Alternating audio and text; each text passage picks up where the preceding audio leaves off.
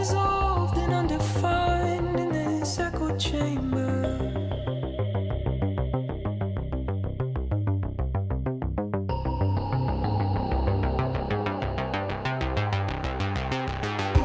Once you've given up the ghost,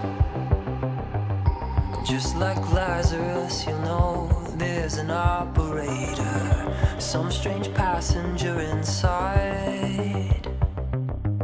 To that strange power I'm resigned like an iron anchor.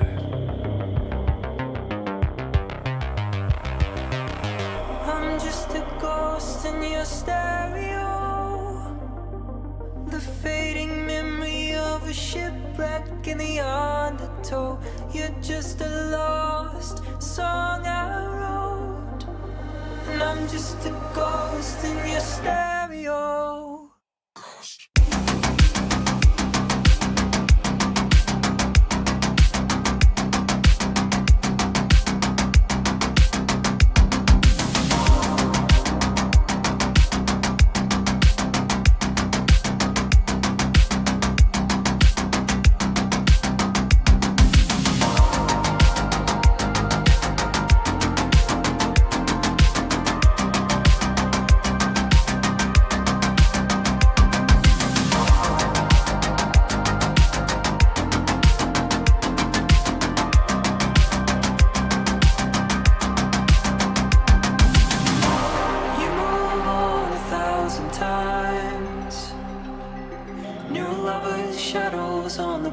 Your heart's a mercenary, but like a dancer on the wire, come the sparks of frayed desire as a fire's carried.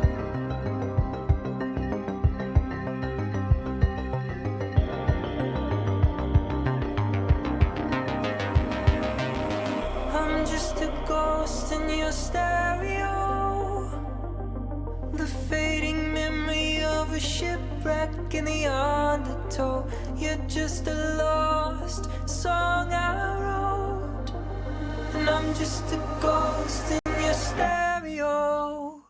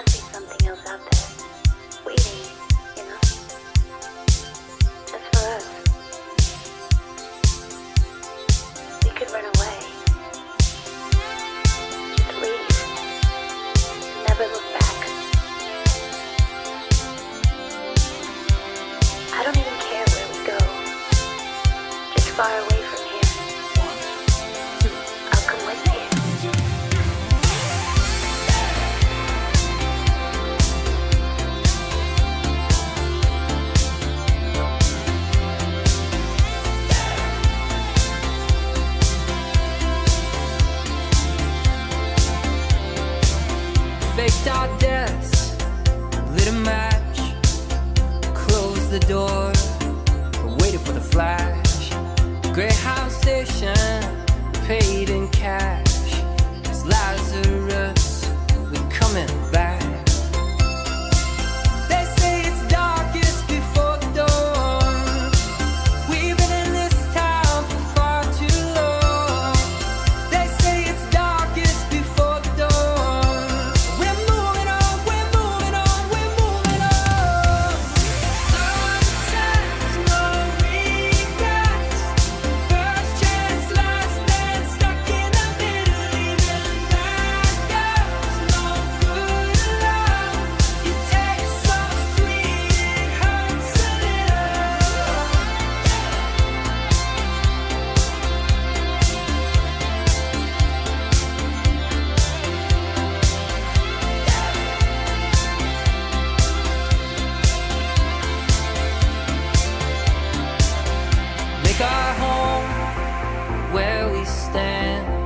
one suitcase and half a plan. Follow the wolves and sing along, past the voices to the song. They say it's darkest before the dawn. We've been in this town for far too long. They say it's darkest before the dawn. We're moving on, we're moving on, we're moving on. Sunsets, no regrets. First chance, last dance, stuck in the middle. Even back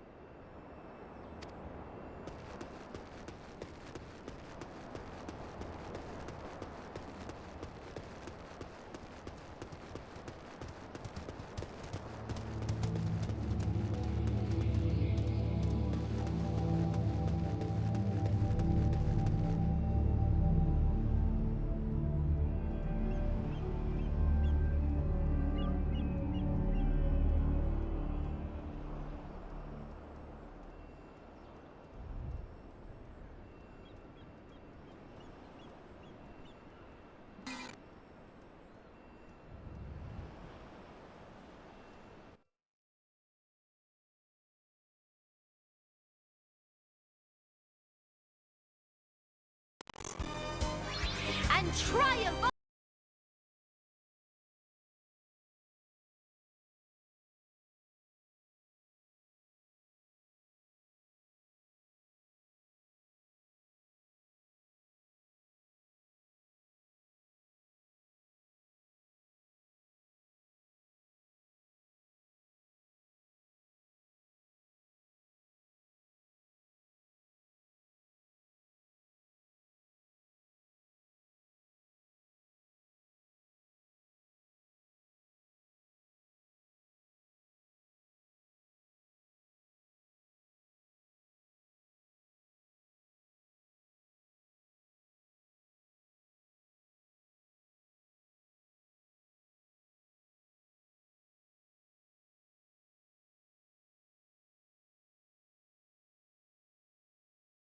I am Sailor Moon, the champion of justice.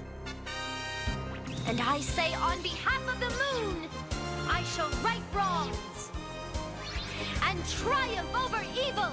And that means you.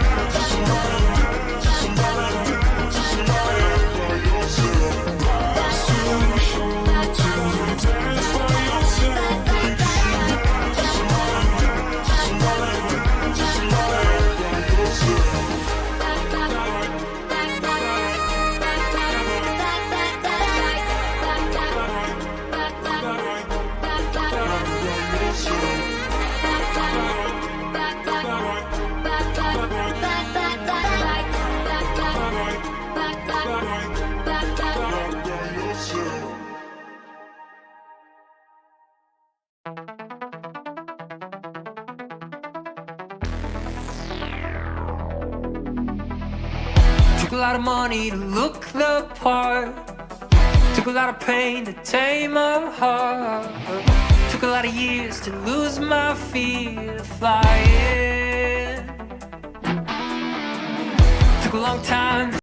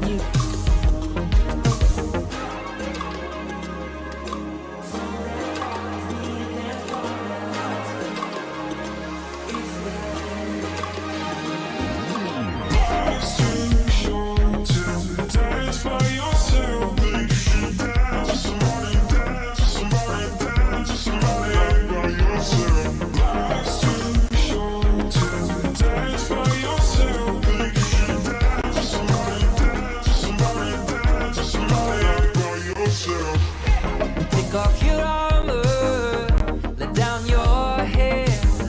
You could sit on your hands, or you could get closer if you dare.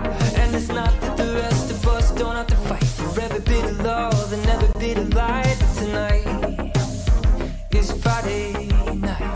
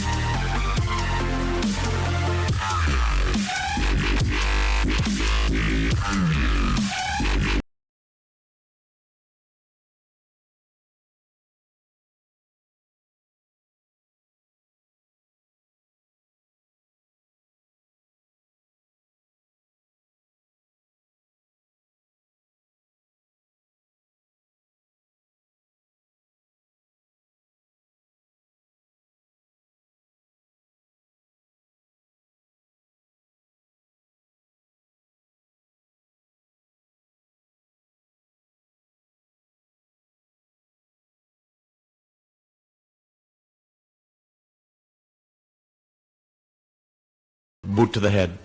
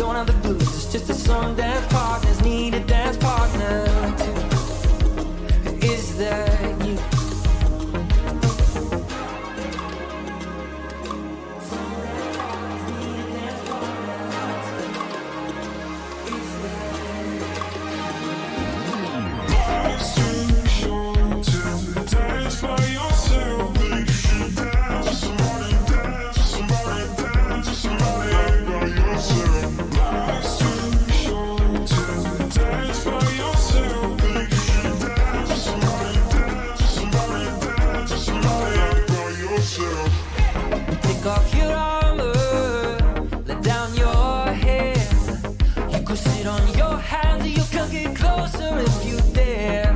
And it's not that the rest of us don't have to fight for every bit of love and every bit of light. But tonight is Friday night.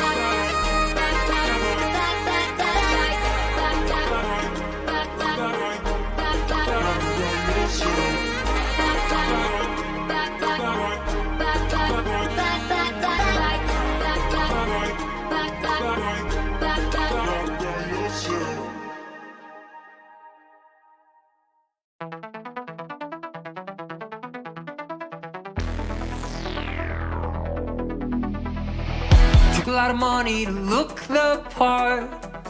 Took a lot of pain to tame a heart.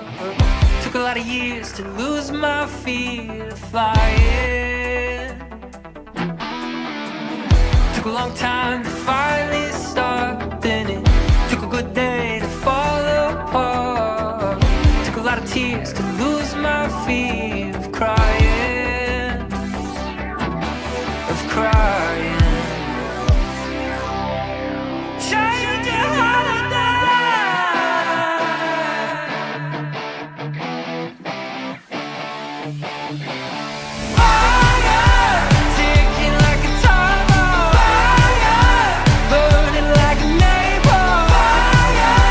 Waiting at the crossroads, how will you survive?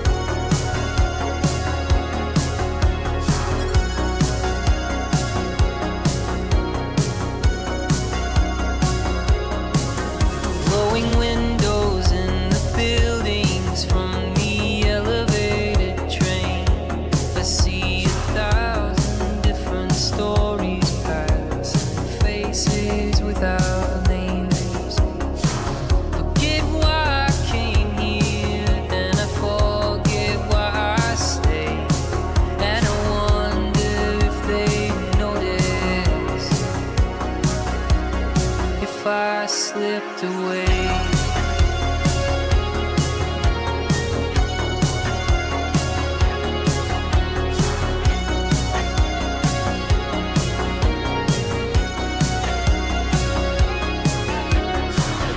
What if I kept going? What if I don't get off tonight?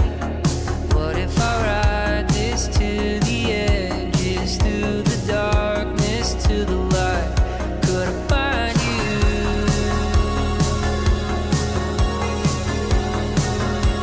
there? Could I find you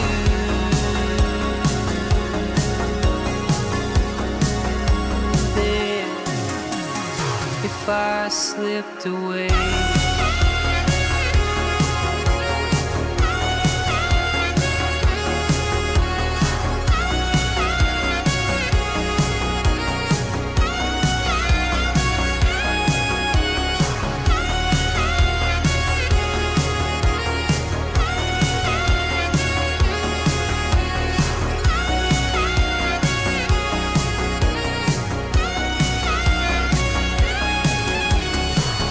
What if there's no answer? We're all just hearts that have to fight through the dangers of the rapids, through the darkness to the light.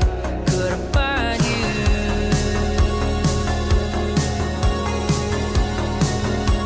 there? Could I find you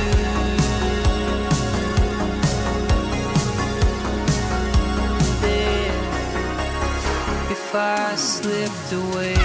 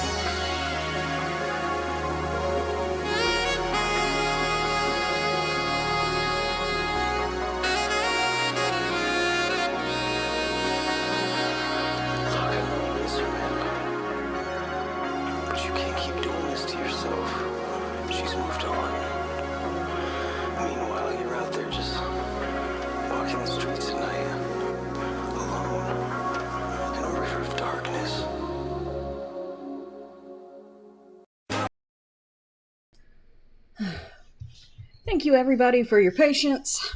Welcome into what we lovingly call Ghosty After Dark. I hope you guys have been enjoying the Final Fantasy XIV Manderville storyline. It's something. Oh god. Can plastic be transformed into something surprisingly edible? Find out when the ads end in about 3 minutes. Researchers have discovered a method to convert plastic bottles into vanilla flavoring using genetically engineered bacteria. You Yes, it's a form of plant-based plastic. One is even made from apple peels. Or that. Hi there. Hello, welcome in. I am a friend of a friend of a friend. Yo, I am also Kuro. Welcome in, Kuro. Let me know if I'm saying your... A pleasure to make thy acquaintance. Go to sleep, bro. No. Well, thank you for the follow. I really appreciate it. Thanks for the follow. May your adventures be as dark and thrilling as a horror game. Kuro or Nashi works. Okay. Fellow Final Fantasy XIV streamer. Ooh, nice. That's it. Oh no. Do not. I'm going with Kuro. I know what you're thinking. Anzai, you better not. Do not. No more bushes for you, bro. Oh, okay. I can deal with that. I thought you had discovered something else, and I was going to be like, no, Eggies.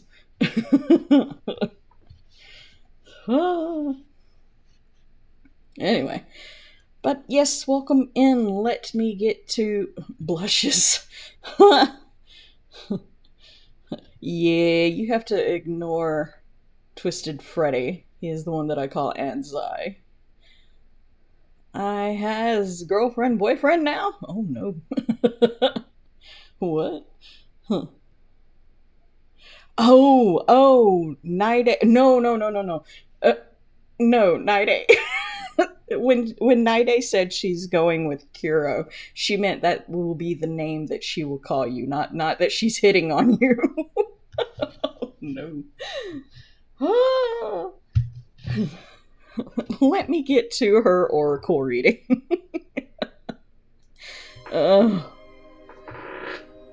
This chair. Aw, damn. A man can dream.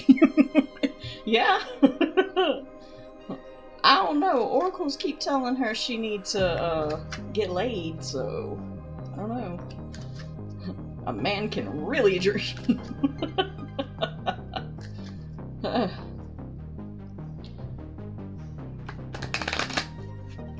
Get these cards shuffled. This creaky ass chair that I'm sitting on.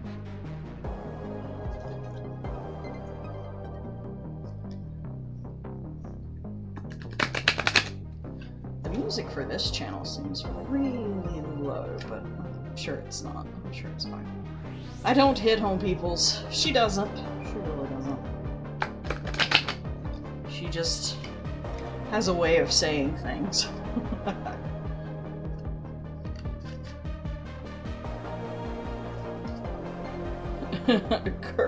Kuro bad rep already. Lol. They better get out of my happy no love life.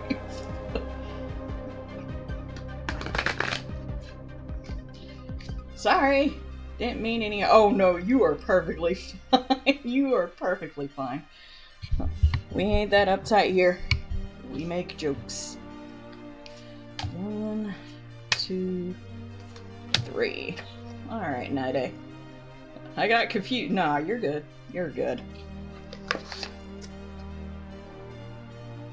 Yes, in bushes. Yes, in bushes.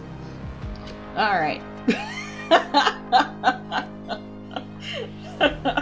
Night A. I did not do this. You heard me shuffle the cards. I know you heard me shuffle the cards. No worries, no harm done, as long as people understand to not overstep their boundaries. Yeah. Night A, your first card is romantic partner.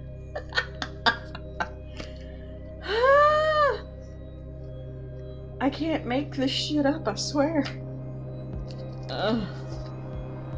Alright. Card meaning. A new romance is coming your way. Either a new partner or a revival of passion in an existing relationship will delight you now or in the near future. By drawing this card, the fairy realm wants you to know that a new wave of romance is coming your way. Romance could manifest itself in a number of delightful forms, such as meeting a new partner who makes your heart sing with excitement and passion, or a rejuvenation of a waning romance with a current love.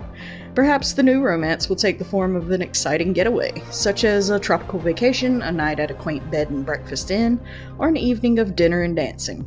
Fairies love romance, and they know the importance of feeling passion in a relationship. Ask them to help you with imaginative ideas to create more romance in your life. They remind you that romance is a state of mind, and it involves playfulness and creativity. Sometimes, when we're stressed, we crave romance the most, yet we may not know how to experience romance.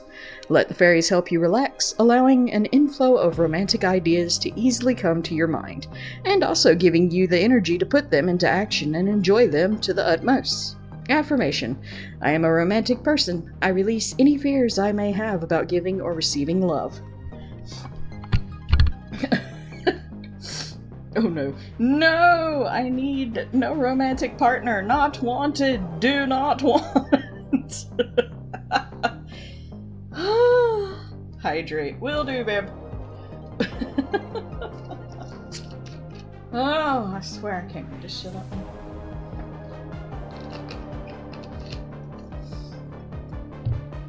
Alright. Next card. Here's one that you'll like a little bit better. Make music. Card meaning: express yourself with music. The fairies urge you to sing, play a musical instrument, tap your fingers, or crank up the stereo. Music lifts the soul to new heights. It alters your mood and your outlook. The fairies play music at their celebrations because they know its therapeutic value. By drawing this card, you're guided to surround yourself with music. Any type of music that will stir your soul is appropriate. The fairies are especially fond of joyful, fast-paced music because it stimulates a festive mood. Play music yourself or have music playing around you for the next few days, and notice how your mood and energy levels elevate. You may find that you are drawn to new types of music, or to a genre of music that you enjoyed a long time ago. Make note of any songs that you repeatedly hear on the radio or in your mind.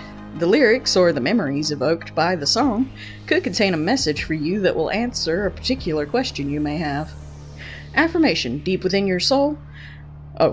my soul, I now accept and experience the healing power of music.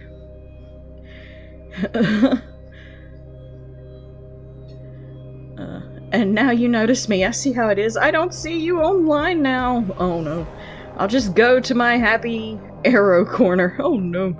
Eggy for a gill. Yay, music. And then your last card, Night A, is raising your standards. Again, you hang out with us. I don't want you to raise your standards too high. You might not come by anymore. Are they only worth one gil to you? Everything is only worth one gil to Ansai. Raising your standards. Card meaning: don't settle for less than your dreams. Once you make the commitment to manifest an improved situation, the universe will find a way to deliver it to you. Deep down, you know that what type of life you're meant to live. By drawing this card, you're being reminded that you deserve and can manifest any situation you wish. The fairies ask you to stop making negative affirmations based on scarcity thinking, such as, I can't afford this, or I could never accomplish that. Instead, they ask you to raise your standards to the level that all children deserve. Write down a list of your heart's true desires and review that list daily with a feeling of faith and gratitude, emotions that convert your wishes into reality. Then make a spiritual commitment to expect the best for yourself. This commitment is your sales order that creates miracles in your life. As your dreams start to come true, be sure to graciously accept good into your life. Know that you deserve life's richest rewards. We all do. Affirmation: I deserve and expect the best in life. I hold high standards for myself. I have standards? I am the shocked, right? I've been on a few minutes ago, lol. I mean, for you selling to me, yes, but me selling is worth 500k per eggy. What? My list. More bacon. Yes, all the bacon. That is your oracle cards tonight, though. I go back over to just talking while I put these away. I hope that helped. Or at least entertained. Or both. I can go for both. Both is good.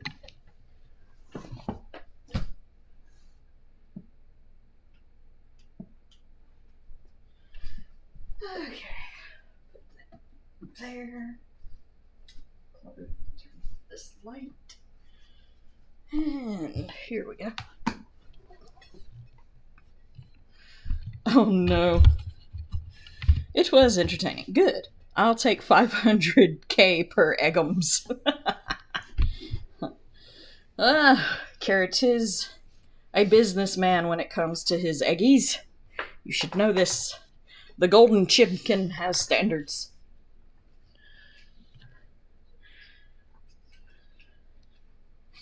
I mean, he hangs out with me, so not real high standards, but standards. Alright. Back to the game. Or the insanity, rather. Alright.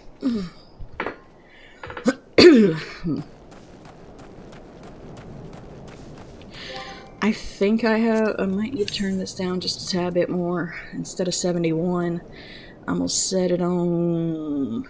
We'll do 51%, will be fine. As long as I can hear it at least just a little. And then we're good. You know what? This is probably further than I thought. And we'll add something.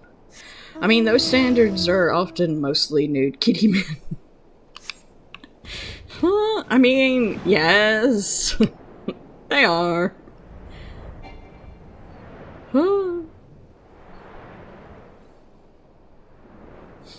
Carrot loves him some Rothgars.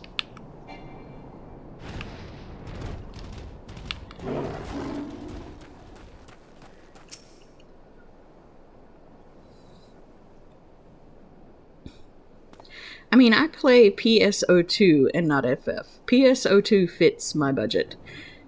In that it's free. I mean, this is true and this is fine. That maiden in mining garb must be the sister of whom Miss Avila spoke. Let us listen a bit closer. I thought we agreed no hard labor until your leg is healed. I swear, sometimes I think you were born solely to give your poor sister headaches. Says the girl who once fought off 10 Imperials with one good arm. Perhaps someday you'll understand that your little sister can take care of herself just as well as you. Speaking of which, what news of the tourney? Worry not, Heglina. I have taken all the necessary precautions. The Warden's grace is as good as ours. Even the most modest estimates value its worth at some 30 million gil. Do you realize what this means? Necklaces from Estamines, sun-silk dresses, all the luxuries you've ever wanted will be yours. The poor little girls in shabby clothes, objects of pity and scorn for the old and upper crust, those days are over. After I claim victory, we will take our rightful place at the top of society. I don't know, Avi. Wealth is all well and good, but when I see you stand tall in the Colosseum, hundreds and thousands cheering your name, I am proud. No matter how humble our birth, if we stand strong and stand together, this alone is all the wealth I ask for. That is your problem, Heglina. You've always been too quick to settle for less than you're worth. But worry not, for your sister is watching over you. I will do this for us. Now I must return. Gods forbid one of those prying reporters overhears us. That's my Avi, unfazed by a duel to the death, yet terrified to be caught in a moment of tenderness. May the gods smile on you, sister, and be safe.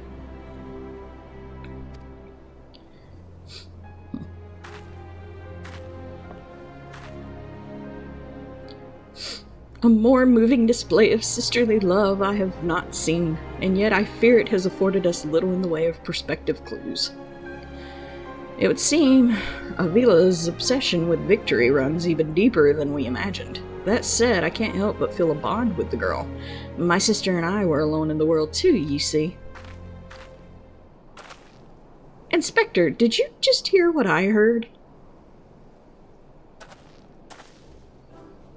Look, kids, Unky Olsey has had it up to here with you. Do you think you could just fall in this pit and die like a good little boy? Whoops. Gwee. I'm talking to you, Mr. Warrior of Light. Hear that sound? Just one step closer. Closer. Hildebrand took it. Not you, you idiot. No need for concern, friends. I have simply taken the liberty of investigating this hole in the ground, and am pleased to report that there seems to be nothing out of the ordinary. Our hero. Now, shall we return to Ul'dah? The Mithril Cup will be starting before long, and the last thing we want after all this is to lose our bout by forfeit. Could it be? Did that musclehead dive straight into my trap to save his companions? He's used to being in the ground like that, right? The others seem completely unsurprised at this turn of events. Doubtless he has performed such selfless acts before. A true gentleman if I ever saw one. But if you think that means I'm going to show mercy on you, you've got another think coming. Time to break out the big guns, kids. Wait a minute. I did 2 pits, didn't I? Come to think of it, the second one was right around... Give me a break. Bye-bye.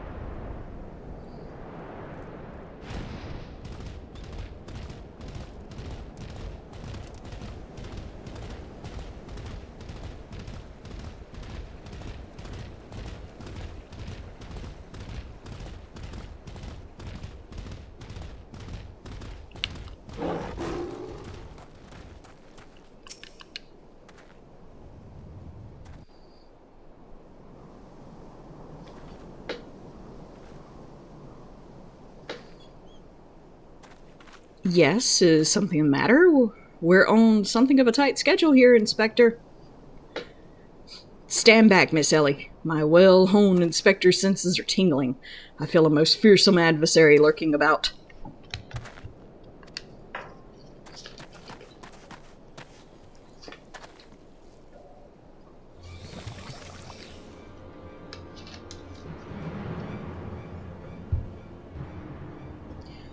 Well, now he has Sailor Moon buns.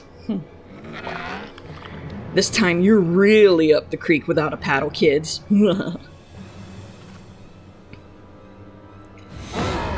Say hello to a not-so-little friend of mine from the Colosseum. He's large, he's in charge, and most of all, he's hungry.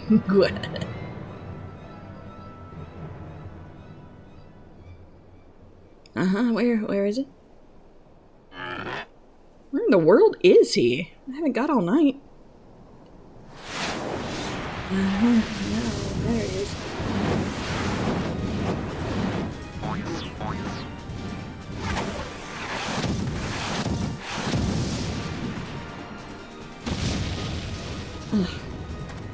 God, Bert, pants, my dude.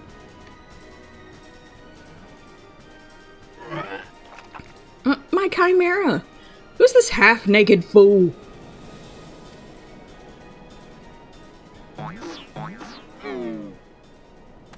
Where are his pants? We would all like to know that. In my mouth! Damn it, Ansai, give the man back his pants. Father, could it be that the aura of an unmitigated murderous rage that I felt was not our quarry, but you? Hildy, I was merely taking a stroll in search of inspiration and materials for my newest masterpiece in the making. And what brings you and your friends to these parts today? Just a bit of sleuth work, Father dear. And what with that, we must return to Ul'dah. If you have not heard, your son is set to compete in the Mithril Cup. Oh god, Carrot, with me? Oh, moonlighting as a gladiator, are we? A fitting second career for a Manderville old man, if I do say so myself. That muscle-bound old man is the inspector's father? Remind me never to go to one of their family reunions. Ah, just who is this inspector anyway? No. Aww. Hildy is a worthy rival, if ever there was one. Who goes there? Green Chimpkin!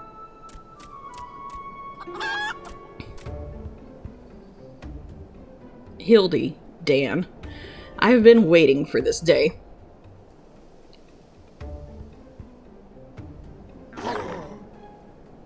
Oh god, Night-A. Were you two eating it Lady and the Tramp style? And your lips touched? Legasp! Well, looky who we have here. You're quite the intimidating gent yourself. A friend of the inspector, mayhap? Yes. Our lip. Carrot.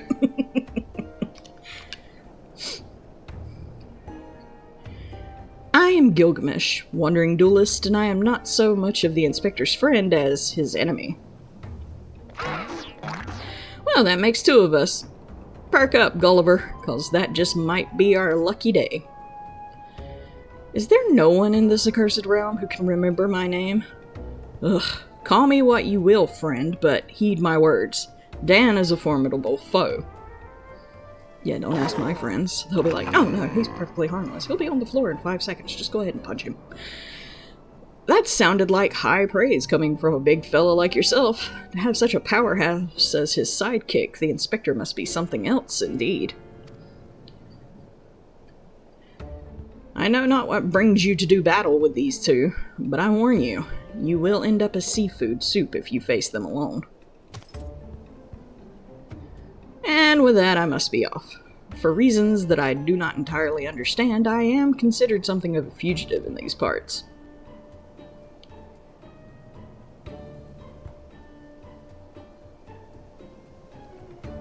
Dan, I will not fall so easily this time. Hands on, laughing face. Well, it looks like I've got my legs full, all 8 of them. But if that adventurer is too strong to take on alone... Carrot with his eggy. I'll just have to bring along a friend.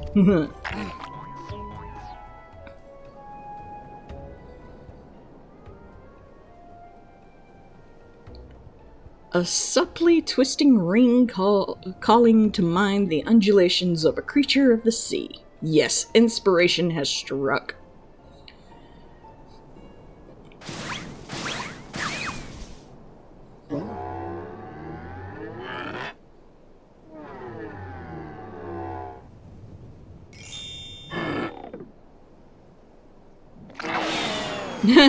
Nobody here but us octopods.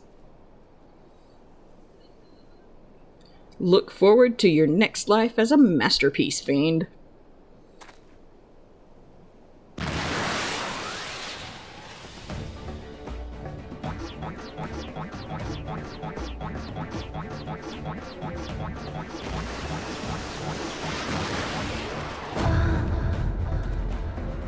What was that moan for?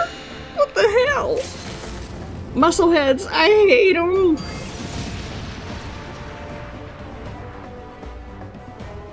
Well.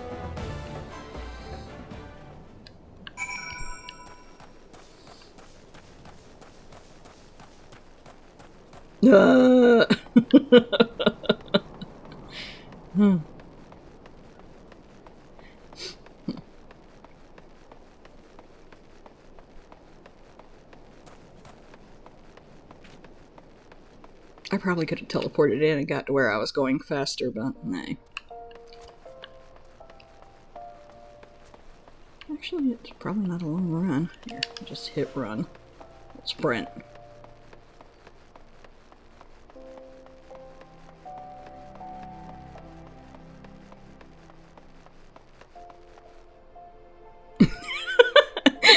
looks like my rendition of laying on the cold, hard ground moans, right?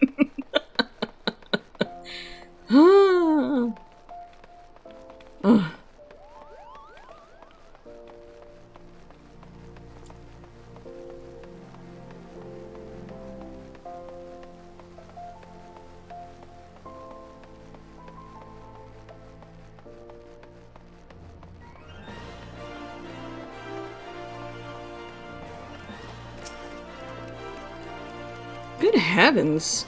Chancing upon father like that, I dare say it's taken a year off my life. Quite a crowd has assembled. It would seem the festivities are nigh about to commence. I'd hoped to uncover more of Miss Avila's secrets, but no matter. What better place to continue my investigation than on the field of battle? I reckon so. Trouble with truffles.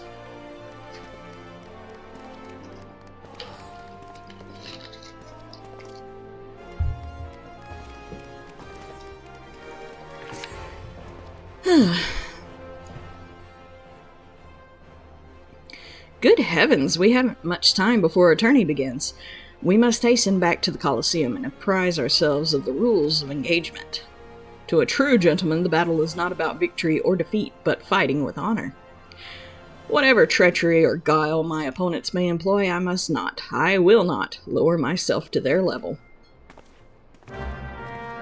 Me, on the other hand, if somebody comes in acting like a fool, I'm gonna smack them with a chair.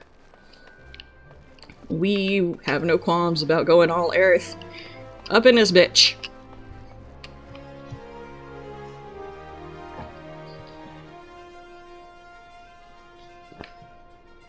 Oh, and our new friend, I did not give him a shout out, and he said he was a streamer, so...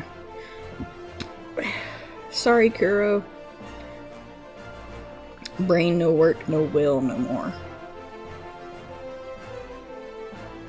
Okay.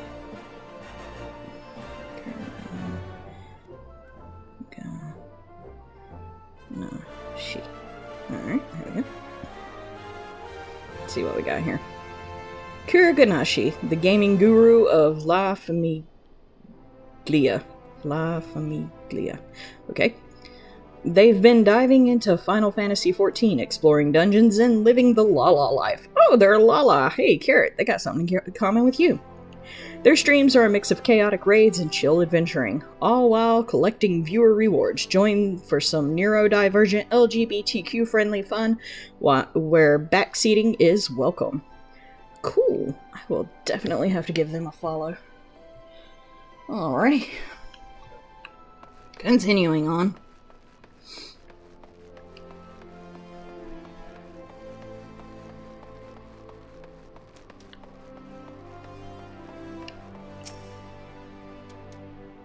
I had already followed them. Okay.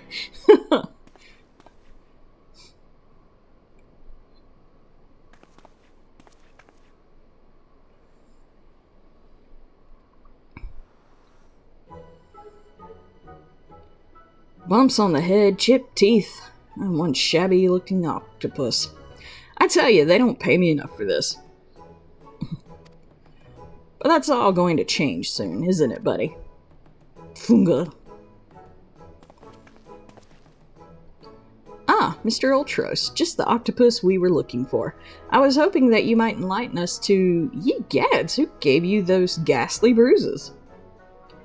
Oh my god, thank you so much. Sorry, been here lurking, talking to Anzai. Okay. Ultros! I remember Ultros from Final Fantasy VI. So, the first time I played this and went through the Manderville stuff and saw Ultros, I'm not gonna lie, I was kind of happy to see him. Just because I knew that there was some bullshit about to happen. But thank you for the lurk. No problem. Bruises? I fell down the stairs, that's all. Now get lost, I'm a busy octopus. Ouch. You have my sympathies, good sir. It is challenge enough to coordinate 4 limbs, let alone 8, Is there someone inside your office? No, whatever gave you that idea? I am simply, fumigating the place for pests. Pests like yourself. Now, don't you have a battle to go fight?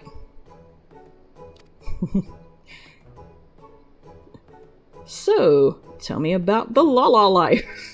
Yes, Carrot is a fellow Lala. Or, well, to you, you know. Inspector, I think something's alive in there. That's just, talking to myself. Yes, Funga. Gods. Yes, gods. Working as a receptionist is fun. Battered, bruised, beset by vermin, and still able to find joy and fulfillment in your work. I say, Mr. Ultros, your passion for your chosen profession is truly an inspiration to us all. Dan, if you would come with me for a moment, I fear the stupidity in the air may be contagious. It's too late for that. Pardon. It's far too late.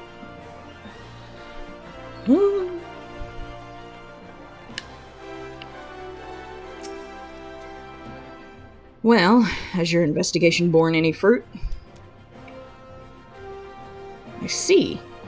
Avila seeks to win the tourney to claim a fortune and raise her and her sister out of poverty.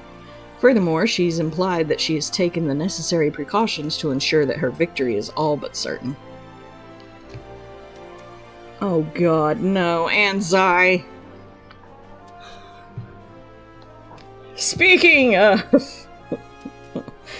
contagiousness, so, bro, I want a boneless pizza but without the bones, but keep the cheese without the cheese. I do want the crust and bone, and make it bone in but without the bones, and I want a bottle of bone water but without the bones, and a burger but without the bread, and the meat but keep the cheese but without the cheese, bro. Thank you, Anzai. So you want to bone up your butt. I love this. Anzai, never change. I love you, bro.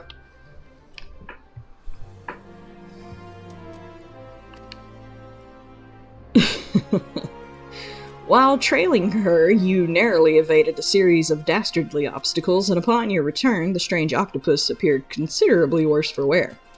The evidence points in one direction. The Alamican girl and Ultros are plotting together to claim the Mithril Cup and its lucrative prize.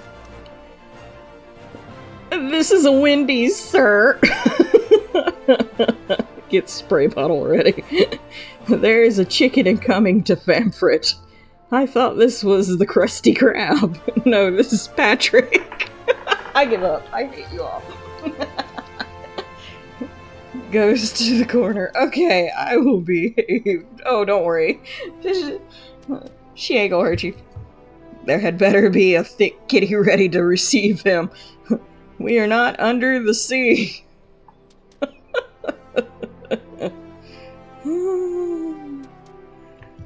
Oh.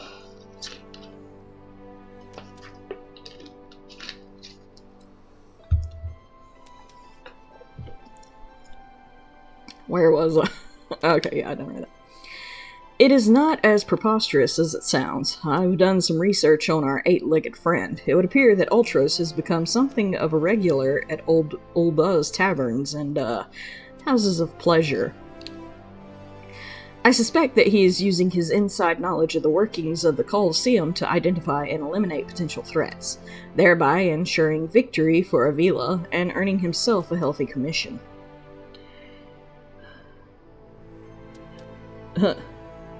Wait. Make sure it's not Carrot's corner. Carrot, come to the Lala corner. Are they the angel here? I won't hurt anyone as long as they behave themselves and don't have their eyes on you. Yes, Lala, where? I think he spray-painted Carrot was here there. I'm on Famfrit with my Lalas. You a Lala? Yes, Carrot is a Lala. Excalibur Lala God, I am Ellis. But all Lalas love me. That was a twist. That was a twist I was not expecting. Oh. I love all Lalas. Lalas are adorable, except for the one that I made. It's fucking ugly on purpose, and it made Ansai cry, and my job was complete then. There's also the matter of the Tempest Blade that is rumored to be the source of Alamegan Girl's strength. This remains a mystery, which means that I fear your life is still in danger, Dan. When the fuck isn't it? One of the guards informed me that several crates of refuse from the Coliseum reception room were hastily discarded in Pearl Lane not bells ago. It is a stab in the dark, but the contents may yet provide some answers. I would ask you to bring them to me. In other words, you want me to go play with trash. Well, I guess it was better than a shit job. One day I shall meet a Lala and marry them. Then they will be sitting on my shoulder like a parrot, and it be adorably cute. I am a Lala, but also not a Lala that might be a chimkin. Carrot gets a follow instantly. So, you like Teleji Adeleji? Oh yeah. No. Poor guy, Teleji Adeleji. He's only half the man he used to be. Anyway, I love all Lalas, because they are adorable and cute and very kind people. I'm being touched by a bunny. Oh god. Runs around with a Speedo and elephant head. Okay, no, that's accurate. That's accurate. Anyway.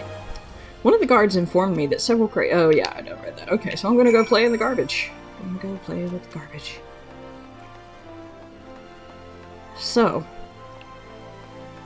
Well, I will say that besides my alt character, you are definitely the first Elizan that I have met. I mean, my Lala is named Lord Penetrator. Kuro Ganashi, and raced a chocobo head and undies.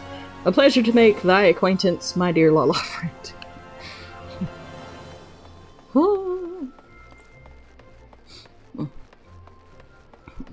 I might have to join you guys after stream. Just to see what the fuck is going on. Coliseum trash. Reest. I don't even know what that word was meant to be. I don't know either, man. I figured you knew what you was trying to say, so I just nod and run around looking at trash. All of the trash.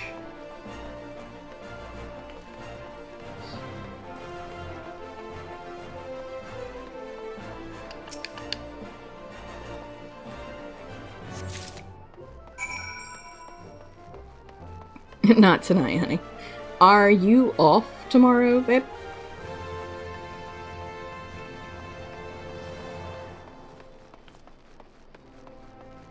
Are the wardens letting you free? Tonight's in bush bed? Oh god.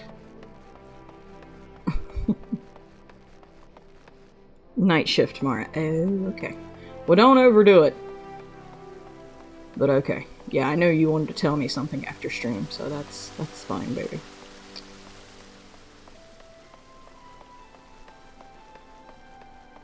I feel like I went the long way around something. Anyway. Well, let me see what you have found. Now what have we here? Ah, yes, a spectacular assortment of innards and entrails, and what's that? Oh yeah, you let me play in guts, thanks. At least it's not a double, that's a change, right? You're one to talk, honey. Sometimes the long way around is more fun. No. A sack even more foul-smelling than the gore it was lying in, if that can be believed. And look here, something appears to be written on the side. Synthgot's Sundries.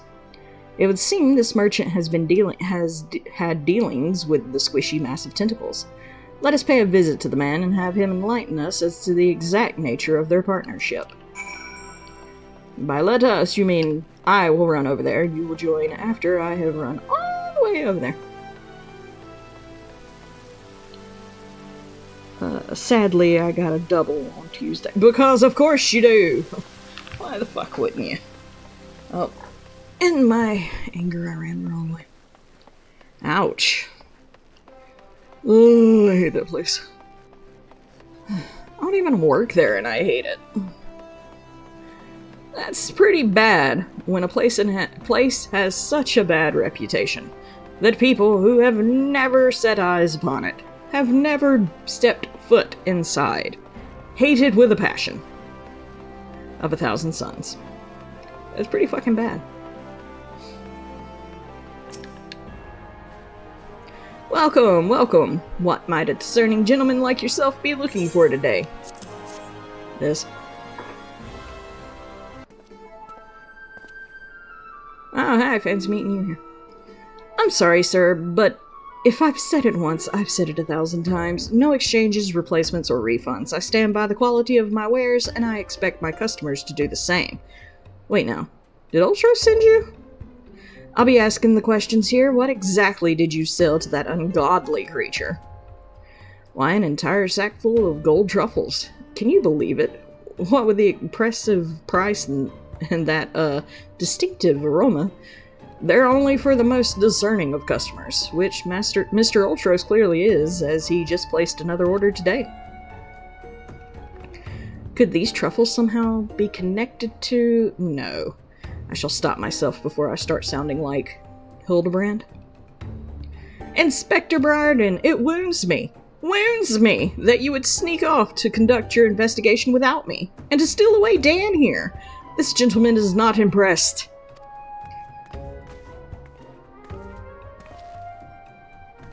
Did you find anything, Inspector? Good gods, what is that dreadful smell?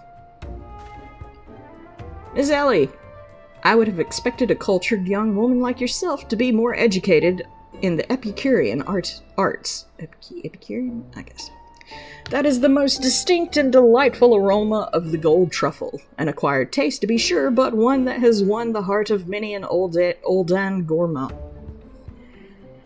Reminds me of if Dumbo joined a strip club instead of a circus. Oh, God. See, Carrot, if I don't at least get fucking pictures, I will be dreadfully upset. I love it. I particularly enjoy them slow roasted as my dear mother makes them. Roasted, you say? Why, my mouth's watering just thinking about it. Might I be so bold as to ask the recipe? Okay.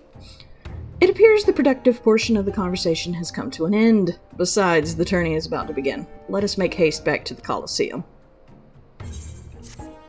Yep. Please take pic of us, Anzai, or Twisted Freddy. Oop, I was about to run off. Well, that merchant proved to be a spectacular waste of time. Time which is in short supply. We must return to the Colosseum before the battles begin. Here's the plan, Dan. I shall find a suitable vantage point to observe Miss Avila in combat. Until I have ascertained the trickery behind her abilities, you are to keep a wide berth of her blade. Understood? Okay. Grabbing my LP. You're what? I don't want to know. I don't want to know.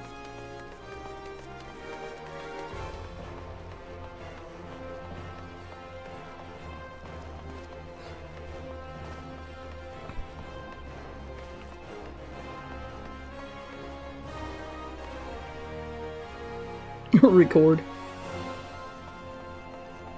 Record. Yeah, that's what I think about when somebody says LP, vinyl records. I'm not old. I'm only 40.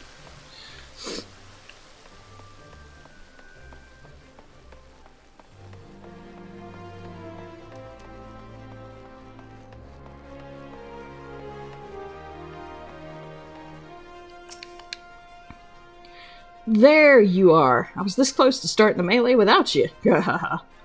I'd be remiss not to tell you, there's been a slight change of plans. Another contestant suffered a last-minute injury, and none other than our very own Ultros has stepped in to take his place.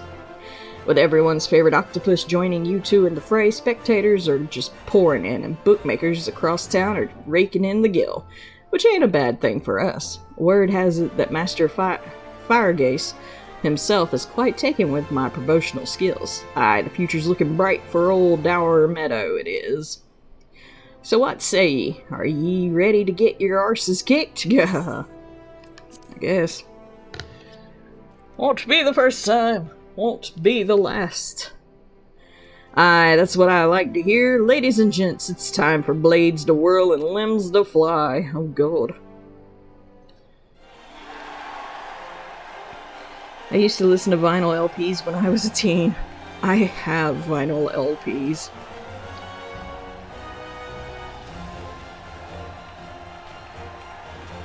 Ladies and gentlemen, boys and girls, plutocrats and paupers, open your eyes and still your stomachs. The mythical cup brought to you by our ever-charitable friends at Imagina and Sons Mineral Concern.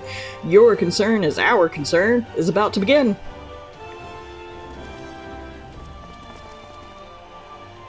Who will stand atop the heap of maimed bodies and twisted limbs to claim victory? Will it be the tempestuous Avila of Alamigo, Dan, the famed warrior of light, or who was that grinning fool again? Ah, that's right.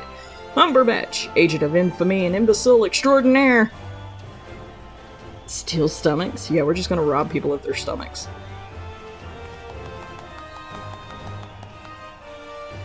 Or will it be our 11th hour entry, Ultros, the 8-legged purple purveyor of pain? Purveyor of porn, maybe. Wahaha, here I am. Did you miss me? Not yet. I'd say we have a battle for the ages here, folks. Combatants, take your positions and let the battles begin.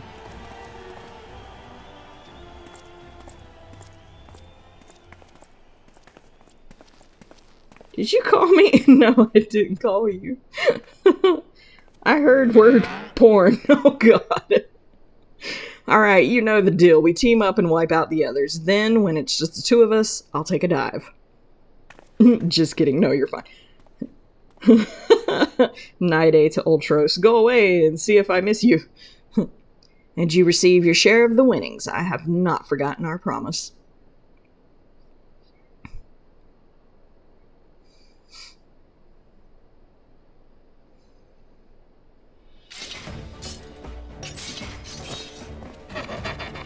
Oh, God.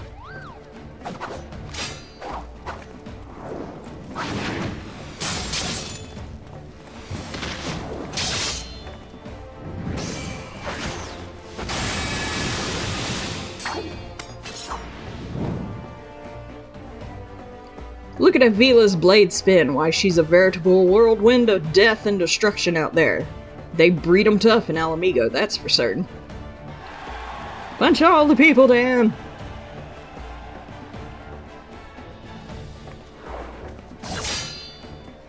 You are next. Bring it, bitch!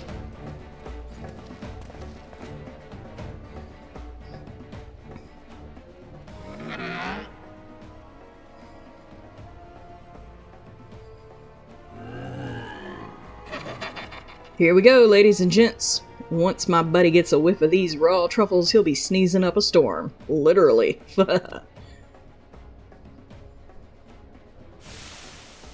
Whoops. Ah, nothing like the rich aroma of roasted truffles. All this fighting is giving Uncle Ulti an appetite. Is it time for dinner yet? Wait a minute. Roasted truffles?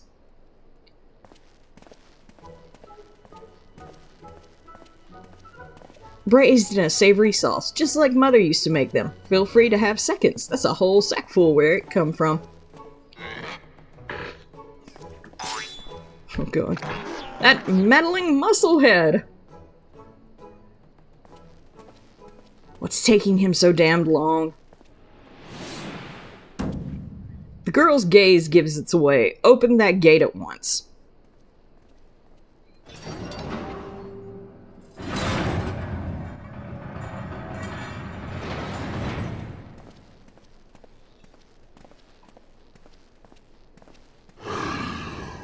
Funga. What is that monstrosity?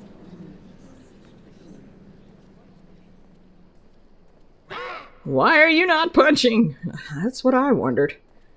Mr. Typhon, is that your stomach? I hear rumbling. Could I interest you in some roasted truffles, perhaps?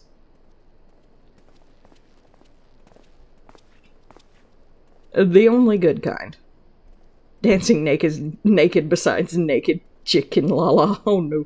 Or naked carrot cleric Lala. Dang. What fascinating friends you have, Ulti. Why, just look at this charming little nose. Is he perhaps suffering from a case of the sniffles? Uh-oh. Oh, no. Well. Could it be? Avila's vaunted Tempest Blade? It was that monster all along? The girl played us all for fools. And I got pics in a video too. Oh no, congrats.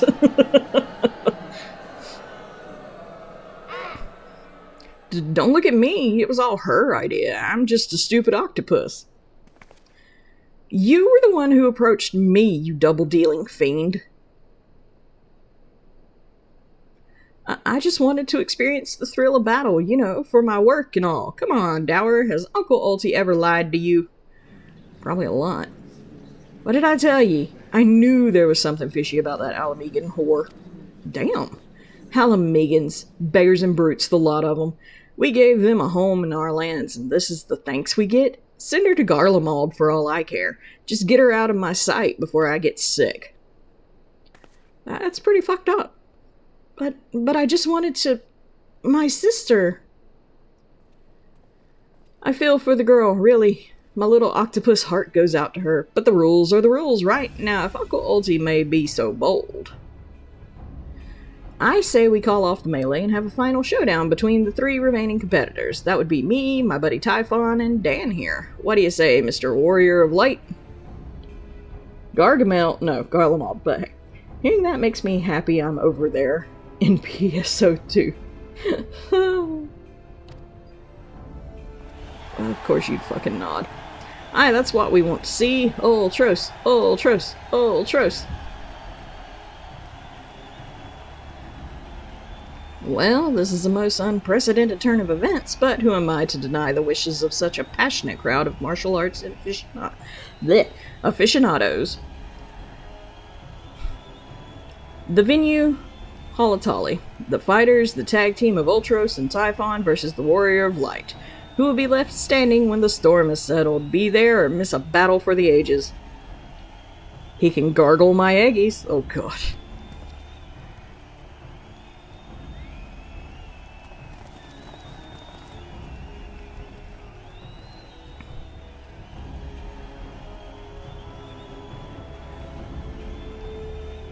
Well, at least it's the ceiling he's stuck in this time. I guess. So, to review, the truffles were to elicit a sneeze from the octopus's oversized crony, which would be positioned so as to appear it was coming from the Alamegan girl's blade, allowing the two to sweep away their opponents with ease. No wonder I wasn't able to see it sooner. It's quite possibly the most imbecilic scheme I've encountered in my years as a consulting inspector. At any rate, we have no choice but to trust in your abilities now, Dan. Let us make for Halatali. Watching you from my new friends. I heading to bed. Night-night, everyone gonna lurk here, watching you from bed. And what eggies? I'm gonna get some sleep, big bro. Good night. Oh, okay. Night, Kuro. Night, Anzai. Thank you guys for stopping in. I'm fixing to have to go run a damn dungeon. Or, well, not a dungeon. It's a... Oh, I forgot what the fuck you call it. It doesn't matter. I'm fixing to have to go run it. If I can get people. I kinda wish that I was at a level where I could just, like, solo these, but... I know I can't solo this one. Add me to free company! Yeah, before you go to bed, add Carrot to the free company.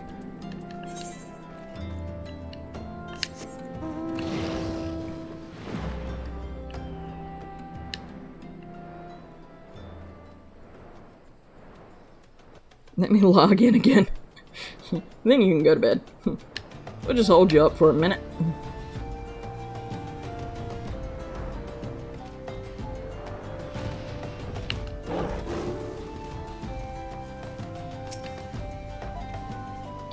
Well, this tourney's turned into a right mess with all the trouble I took preparing consolation prizes for the melee. It looks like we won't be needing them after all. Of course, as long as you bringing in the spectators and the profits, I could give a gnat's arse. Grr. Now, I know what you're thinking. 2 against 1 ain't fair, especially when one of the two is the size of a small house. So here's the deal. Why don't you bring along some of your friends for the battle? Let's say 7 of them? That should be even the odds, aye? Yeah, I reckon. Alright. Let's see if I can get this to pop. Oh, we got a thing. Oh. Thank you for your patience. Your support during these ad breaks keeps the stream alive and thriving. Stay tuned, the conversation never ends here. Now a verse from our collective tale. In Clockwork Ghosty's realm, Lala's reign supreme, Carrot Cleric's bongos beats a chocobo dream, Silver Angel Kitsune bids goodnight with a sigh, while Twisted Freddy waves as they fly by. Kuro Ganashi dances a sight to behold, LPs and Eggy's stories unfold. As night falls on this digital spree, Final Fantasy XIV madness is wild and free. Oh god. Where did I miss Silver? Oh, okay. No, I didn't miss Silver. I think I did. That's a lie, Frosty. I'm still here. I was wondering. I went back looking. I was like, wait, how did I miss that?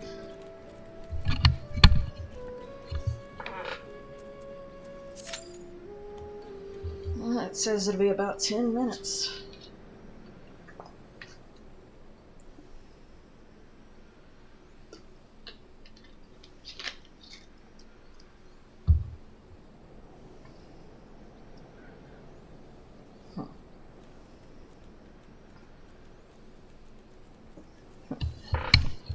Lies.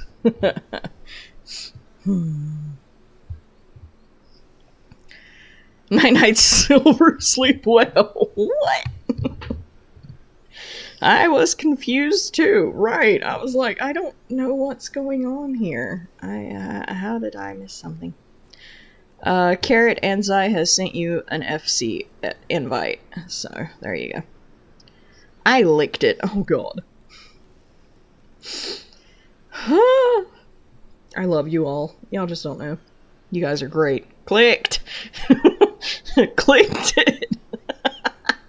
Too late! You licked it, it's yours. You gotta keep it now. It's like a cupcake. You lick it, it belongs to you. Lol. Okay, I go to sleep. Alright, night, bro. Rest well. Good night, all. Good night, Anzai. Huh.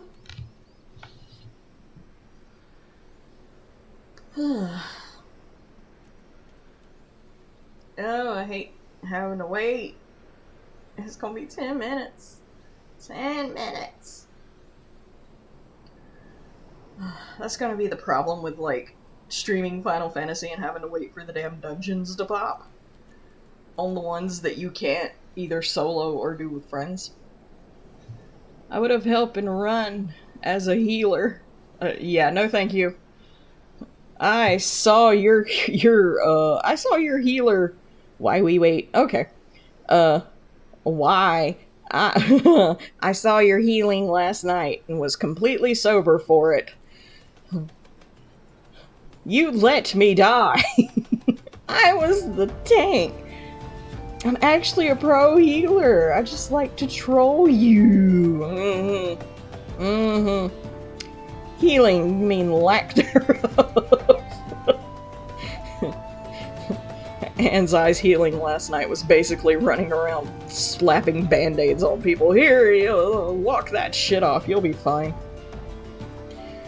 Reasons! But no, really, I know you are a good healer, Anzai. You have been a healer for us before, and you are actually good. But I had to fuck with you just a little bit, because last night was hilarious.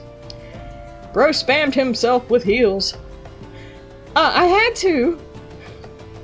Oh, bro spammed himself with heals. Yeah, he did. So many reasons. Uncountable reasons. Yeah, Anzai kept healing himself last night. Sprays both Carrot and Twisted Freddy with spray bottle. Oh no. Let's see. That was a 3-card pull. Okay.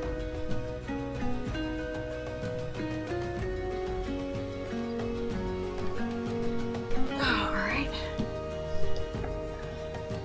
What did I do?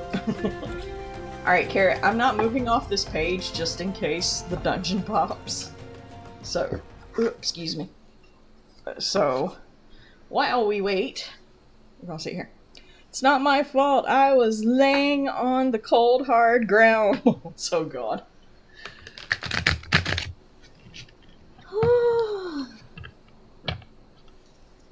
We were all laying on the whole cold, hard ground.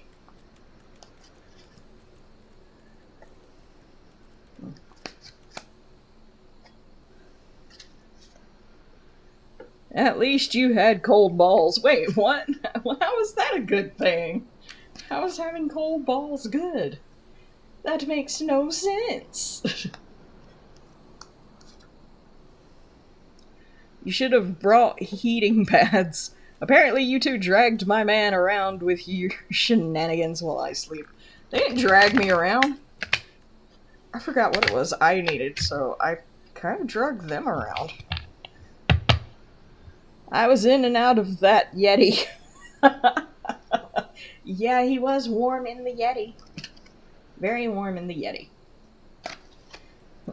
More times than I could count. You were all in that Yeti's butt. I don't know, man. Was you trying to give him a colonoscopy? Zara drag us all. Speaking of drag, we won't talk about Anzai dragging me around the dungeon into certain doom. Be standing there trying to fight and tank and be all, you know, tanky, and all of a sudden I'm standing beside the healer. Like, why you do this? Why you do this?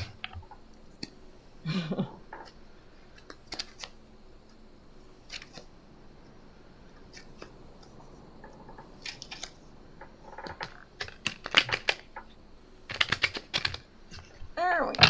Alright, let's see what we got. 1, 2, 3.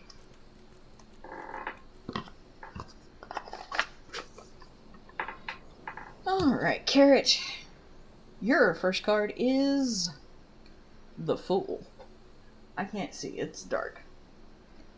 I don't really... What is it? 1? I hate to turn the light off, but I'll do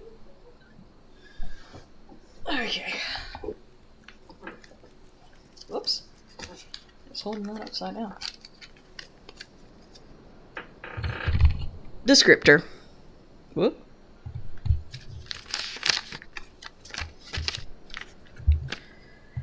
Alright. Oh, I gotta sneeze. Hold on. I feel like I'm gonna sneeze. Maybe I'm alright. Okay.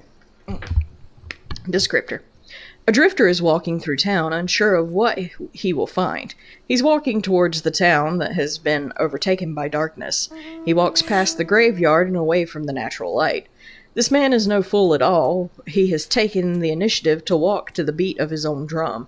He's left his own community to find bigger and better things. He has reached a point in his life where he has no choice but to leave, as it is the only way to make things better. His change of place is significant, and he needed to make a big decision to reap the rewards. The fool believed in himself enough to change his life with this leap of faith. Things to consider. The Fool card does not mean you are a fool. It often means that you have drifted through life not making decisions, but you are ready to begin a new venture. It is time to start, make a decision, and begin the adventure with conviction. Making choices is difficult, especially the choices that are meant to change your life. The fool is reminded to have faith and to stop analyzing every possible outcome of the decision that haunt you. If your adventure doesn't turn out the way you expected, you're going to learn something and grow from the experience itself. Don't be afraid to step out of your comfort zone. It will help you grow and achieve the things you never believed you could. Alright. Achoo, yeah, thanks. Your next card is Two of Coins. Let's see.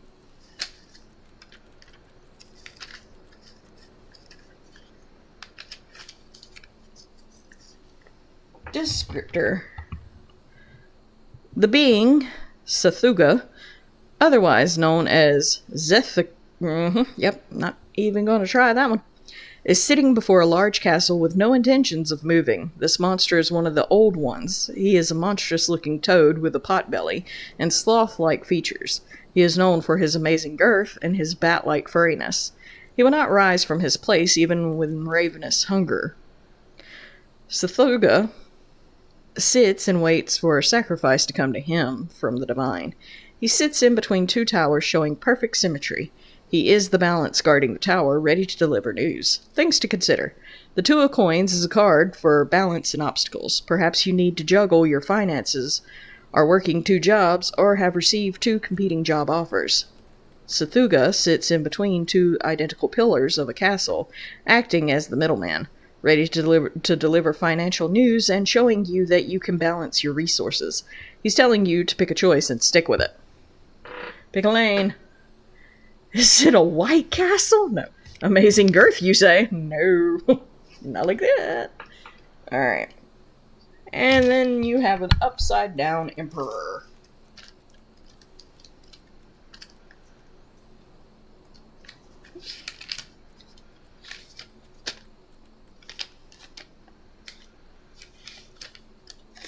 Okay. Descriptor. The king in yellow, Hastur, stands tall and in power. He holds a staff in his hands while he looks into the distance. His garb is similar to the Empress's, long and thick and layered. He's protected from vulnerability. His skin is red and rough, indicating his power and passion. Just as the Empress is a mother-like figure, the Emperor acts as an all-seeing father.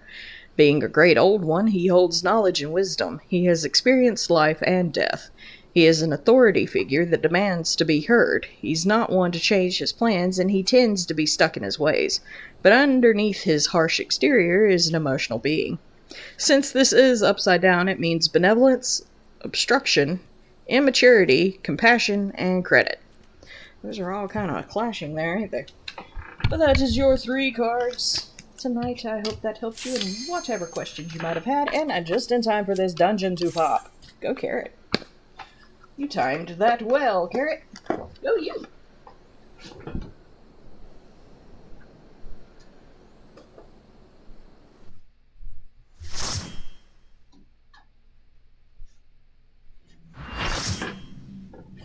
He, immaturity. Combatants, the final confrontation will be held here atop the dragon's neck. If all members of the team fall from the platform, they forfeit. Seafood soup is not on the menu today, kids. Let me see if I can't keep my ass on this platform. Yo!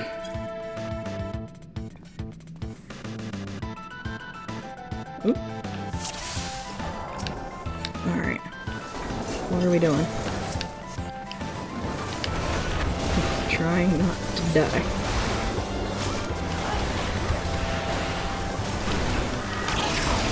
Oh, fuck. Out of the way, out of the way, out of the way.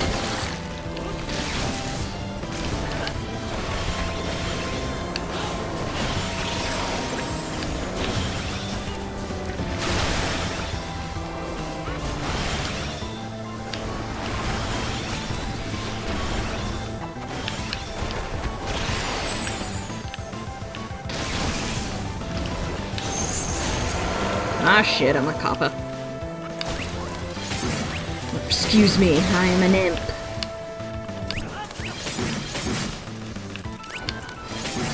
Ah! Oh, nope.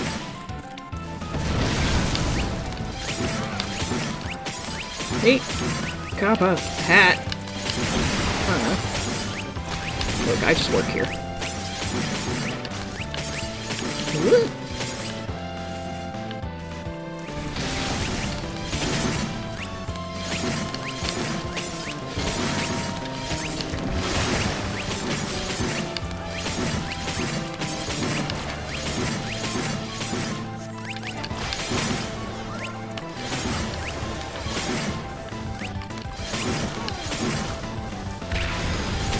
Oh, nope. That hurt. Oh, well, I see the back of my fucking head is about it. Oh, there we go.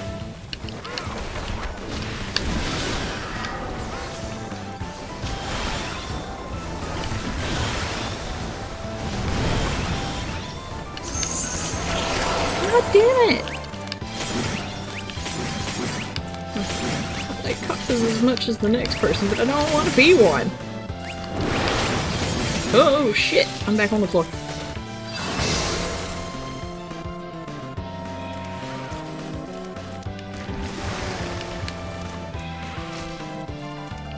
What?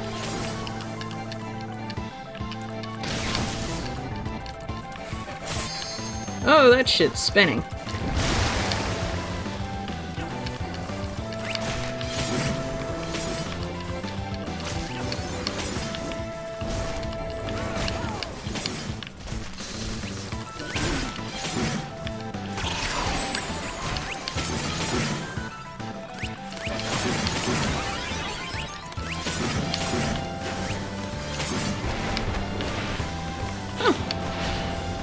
Yay.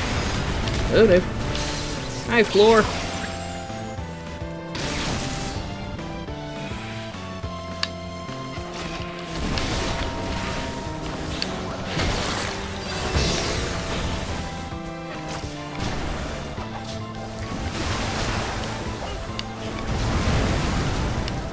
Alright, one down, one to go.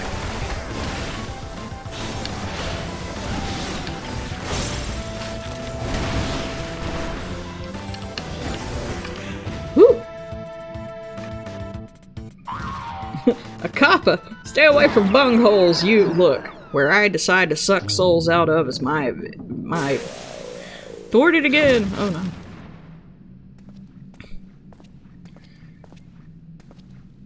And Dan claims the mithril cup. Thank you.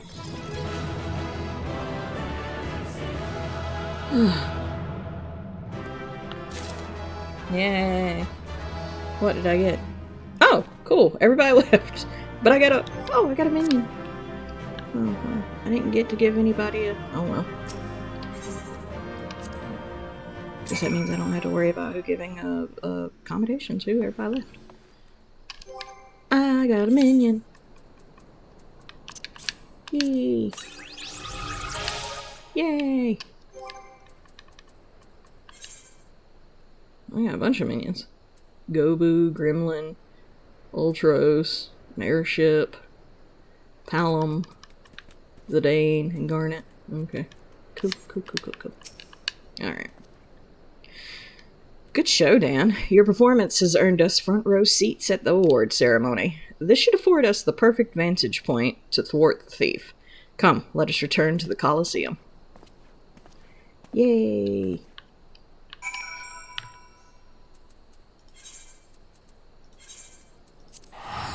Whee!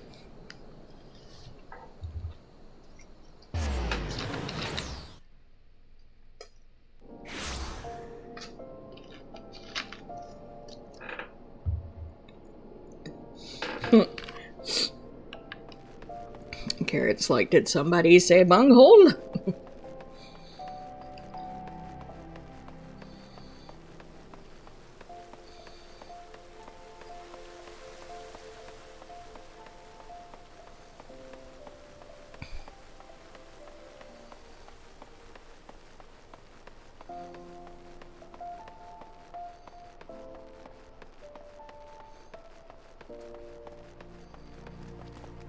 Have you never read Lore, Carrot?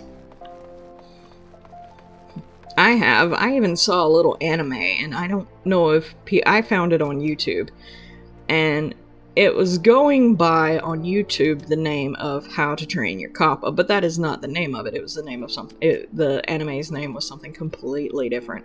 It's basically people keeping kappas as pets, but they had to, like, train them not to steal souls and shit. It was, like, out there. It was weird. Kappa.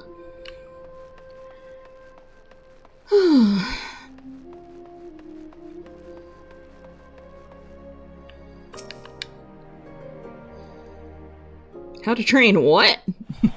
Your kappa. I totally heard cock. No, never mind. It was a battle for the ages, but a worthy victor has risen to claim the spoils, and now let's take a look at the relic that our champion has won.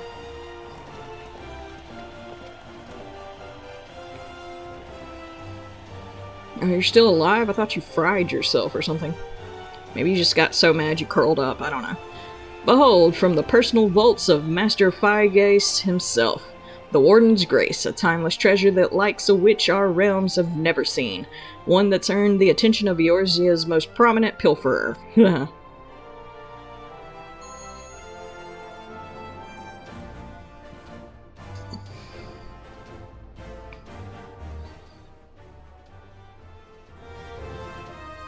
Above you. Ladies and gentlemen, inspectors and invertebrates, the opening act dragged on over long, but worry not, the main event is about to begin.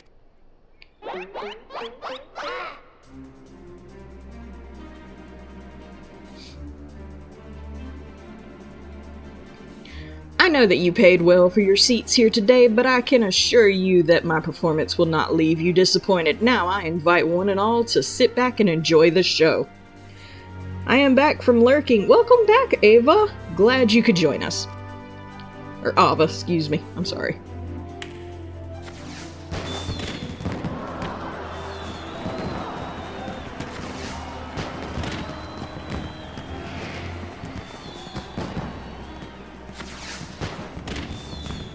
Vile fiend, mark my words, you have stolen your last treasure. I swear it on the Manderville name. In the lore, Kappa steals souls by sucking them out of your bunghole. Yeah, basically, Kappas suck ass. I think not, Hildegard. Greg? 'Tis always a pleasure to reunite with old friends, but your timing truly leaves something to be desired.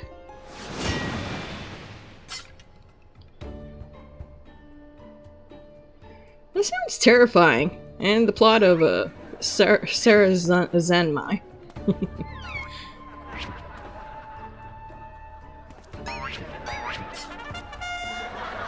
Charge? Dan, you bested me once, but not today. I shall have my revenge when I pierce your chest with my spear. Oh, I think I worked for that man once. Lol.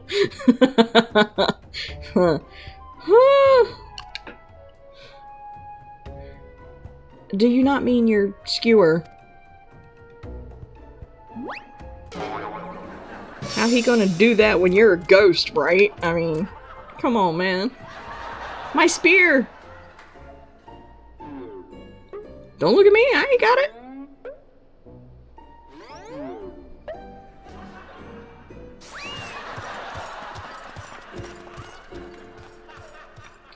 Vile thief, is there no shred of honor in you? Return my weapon at once.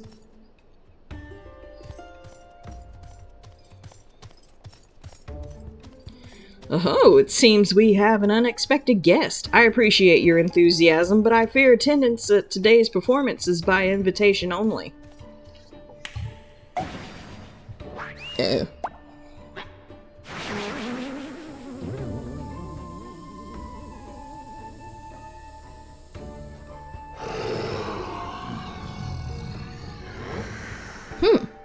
Now it's raining truffles? But the battle's already...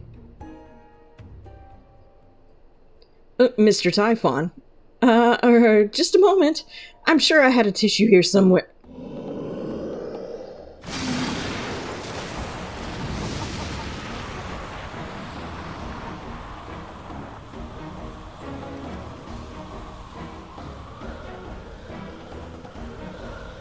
Oh, damn.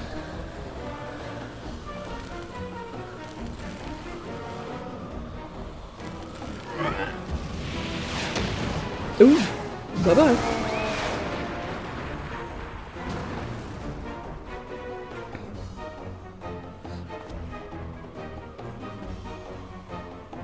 Alas and alack, the ring fell straight into the hands of the fiend.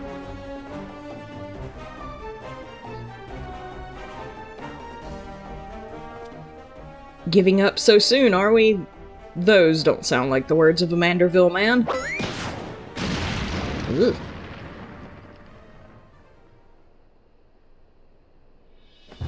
Godbert! Pants! My man, pants! It'll be fine.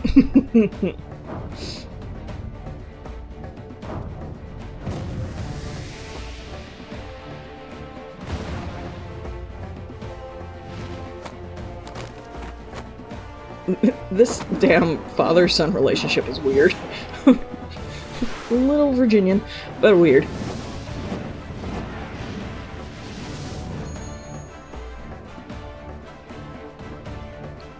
I realized something. What is that? But, of course, brilliant, father. If the ring won't come to me, I shall go to the ring. Why, it's just like Dalamud. Hildebrand, Hildador, Maximilian Manderville. Skyward as only a Manderville can. Oh no. That nearly naked man has no ass. I saw this relationship in a video once. Oh no. Father, you know not your own strength. And they were doing the same dance. Oh no. Oh no.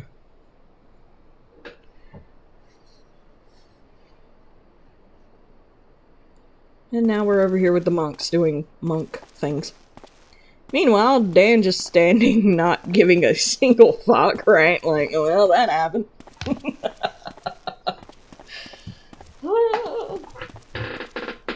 997, 998, 990.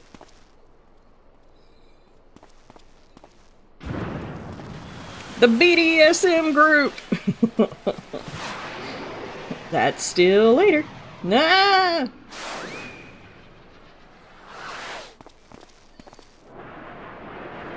The chicken. Why would you make yourself go faster? Oh my god. Oh.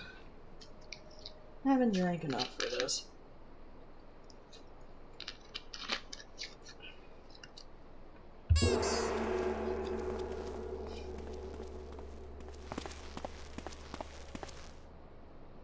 I don't need to see these men at this angle.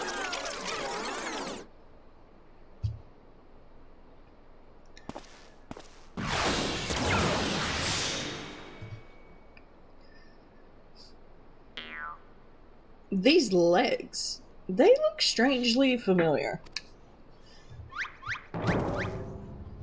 All these men at all that angle all the time. Oh.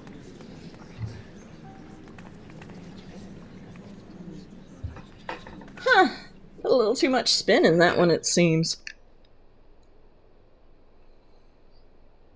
Not exactly as planned, but who can argue with the results? Say for one thing, this ring is a fake. Oh boy, seeing those men at that angle was a plot point? Okay, I got nothing. Yeah.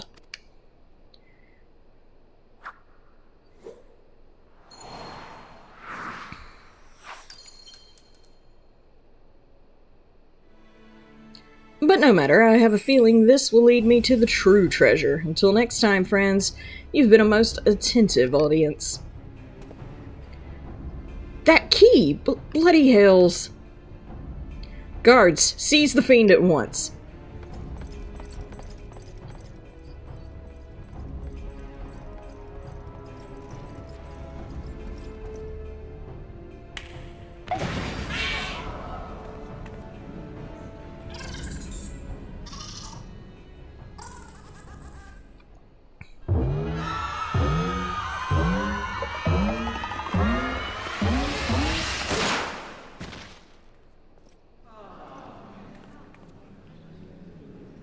Confetti! Yay!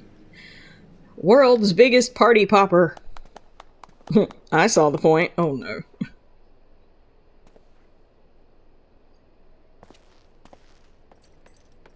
It's too late, sir. The second prize, the Ring of Inquiry. It's gone.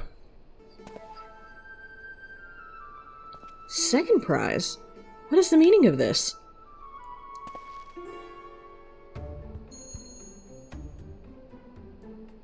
Many-faced fiend or no, the man spoke true. A master goldsmith's eyes cannot be deceived. This sun sphere is clearly a second-rate replica. Ugh. Ugh. Preposterous, it's just the dim lighting. Yes, if you'll just step over here. No thanks. Stay where I am. Oh, you in trouble. Have you taken ill, friend? You seem to be perspiring most heavily. Let's not be too hasty, friends. I can explain. Yeah, I reckon you can.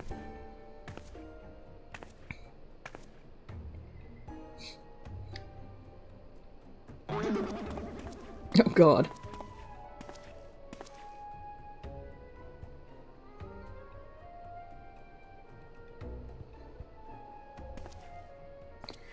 I sold out my honor, joined forces with that odious octopus, all for a false treasure.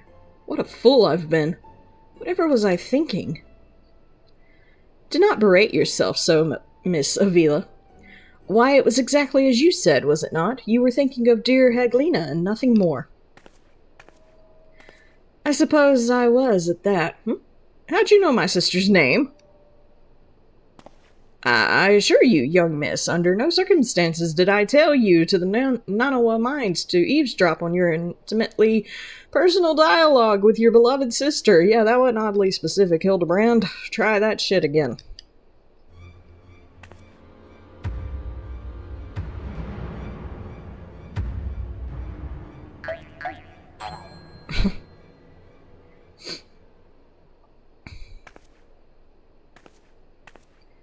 Ugh. You have the right of it. Blinded by the prospect of fortune and fame, I lost sight of myself and what I truly was fighting for. My honor and my sister's trust will not easily be regained, but I will not shirk from the challenge.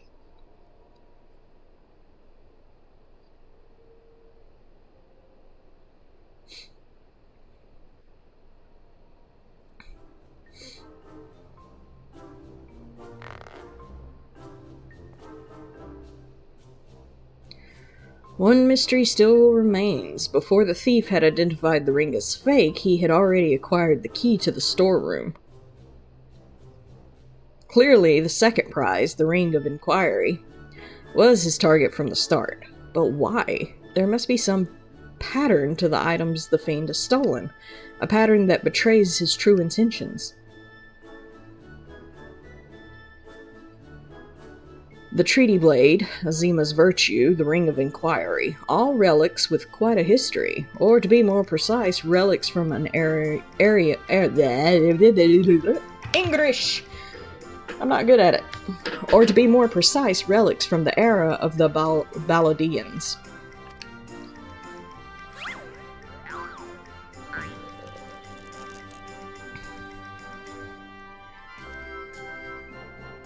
Oh, if that is so, the answer is clear as day. The fiend means to found Eorzea's greatest museum of Baladian history, pushing up the prices and gouging honest men out of their hard-earned coin. Doubtless another one of his cards will appear on the scene to tell us just as much.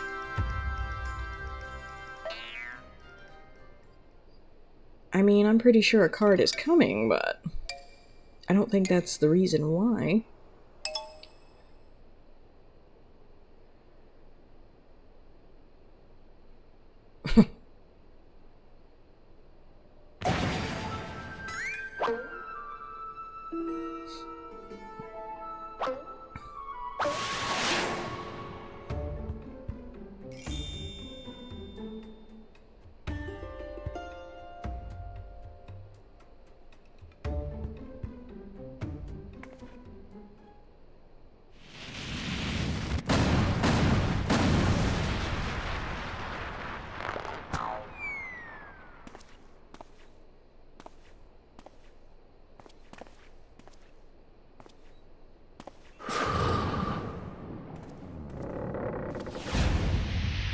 Why did you run straight and not to the side? You're supposed to be smarter than that, Briarden.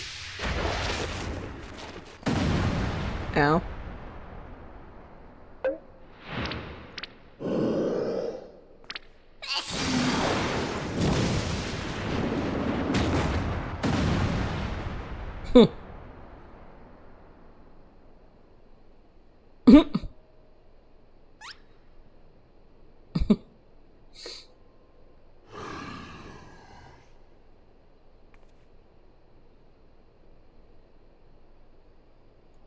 The Phantom Thieves? Well, I mean, this one calls himself a Phantom Thief. I have enjoyed our little game, but all good things must come to an end. I shall claim the 4 sacred treasures, and justice shall be served. So this is the thief's final challenge to us. But what are these 4 treasures of which he speaks?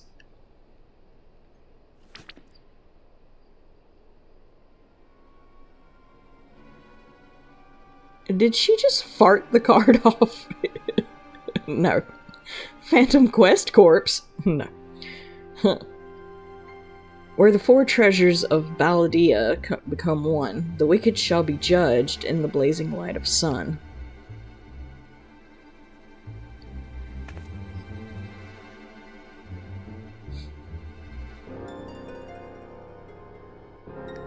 An old legend, little more than a fairy tale at that, and yet it seems the Phantom believes there is some truth to these words. 4 sacred relics from Balladia, the Warden's Justice, lofty words coming from a glorified footpad. One who's winning over the common folk by the day, if rumors are to be believed. It would seem the tales of a master thief ruffling the feathers of the rich and famous have won the man more than a few admirers. Consider his targets thus far: an Uldun collector and her hired thugs, a trading mogul and the brass blades, and now a mining magnate and the stone torches. Is it any surprise that the sympathies of the ordinary Uldens would lie with the perpetrator rather than his victims? Oh, excuse me. Phantom Quest Corps. So, they're doing Persona 5, huh? Well, I mean, the Phantom Thief thing was actually around before Final Fantasy V come out. Like, I mean, there was an old book about it or something. I can't remember the exact specifications. My nephew got into Persona 5, like, really icy. Like, got into Persona 5, like, a lot, and actually did some kind of research where he ended up at the bookstore where I worked and was actually looking up information about Phantom Thieves. I'm not sure what all he found, and whenever he was talking about it, I was kind of in one of my half-listening moments. So I don't remember everything he said, but I can look it up later and figure it out. But it has come up in many different stories and things. Astutely observed, Miss Ellie. Our quarry clearly harbors no small degree of resentment for wealth and authority. Might his next target be a member of the Syndicate, perhaps the Sultana herself? Phantom Quest Corps is an obscure anime. Ah.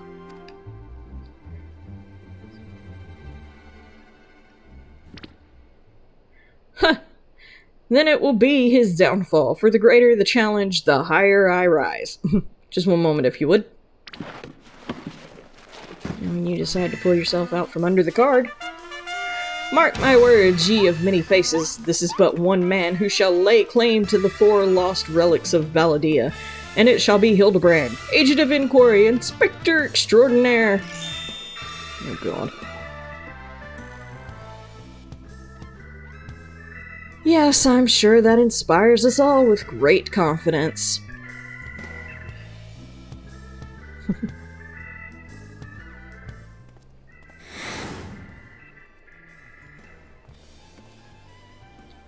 Was that? No, it couldn't be. Huh. Methinks Godbert may need a new pair of spectacles. Ava redeemed 3 card pull. Alright, hold on just a second.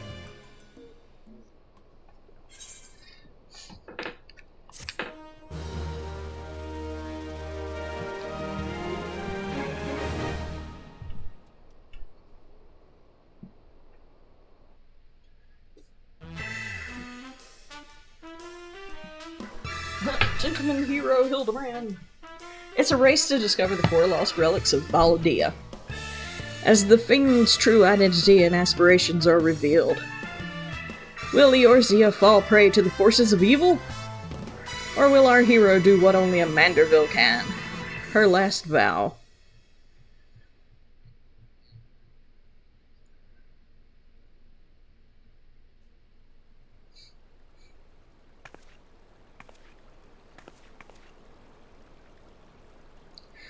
The key to the next case is a mask. Have you ever worn a mask for so long that you forgot what you actually looked like? I have. Well, you seem a little airheaded too, so. And how did they freeze in midair like that? Talk about a mystery. Oh well, see you next time. Oh lord.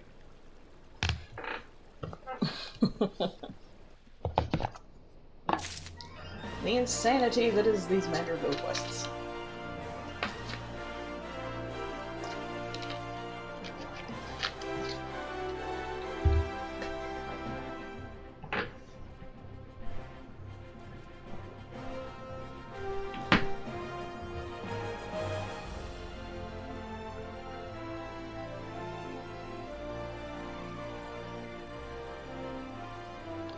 I'll read that in just a second, Night.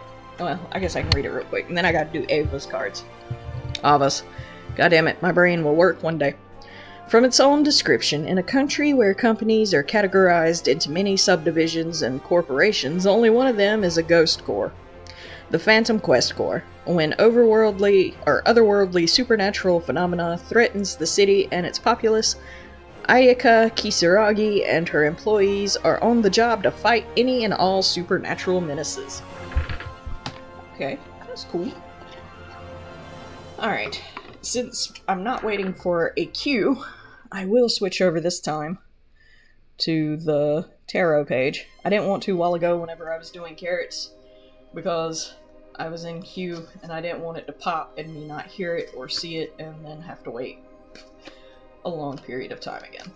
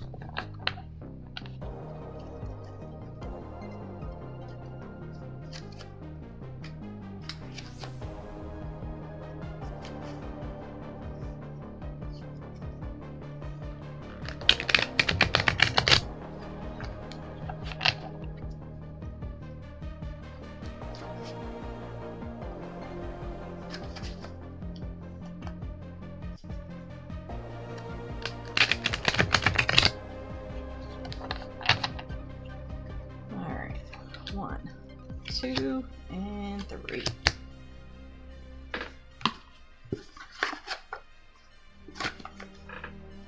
Alright. Okay.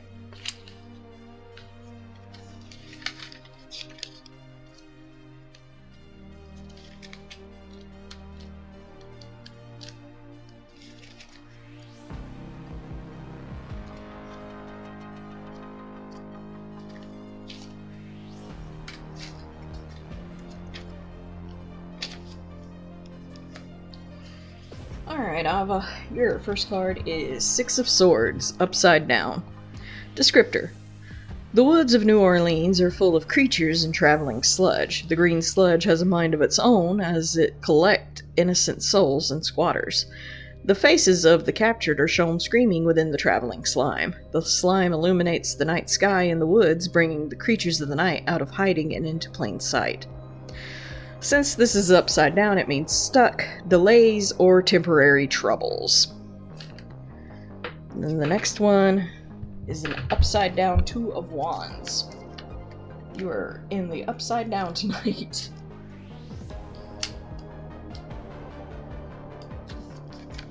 Not to be confused with the upside down from Stranger Things. Descriptor. In the Call of Cthulhu, there are many explorers, those of the sea and those seeking information. The two men pictured are climbing a snowy mountain, unaware of what they may find. They are dressed for the weather as they patiently chip away at the ice to get to their destination.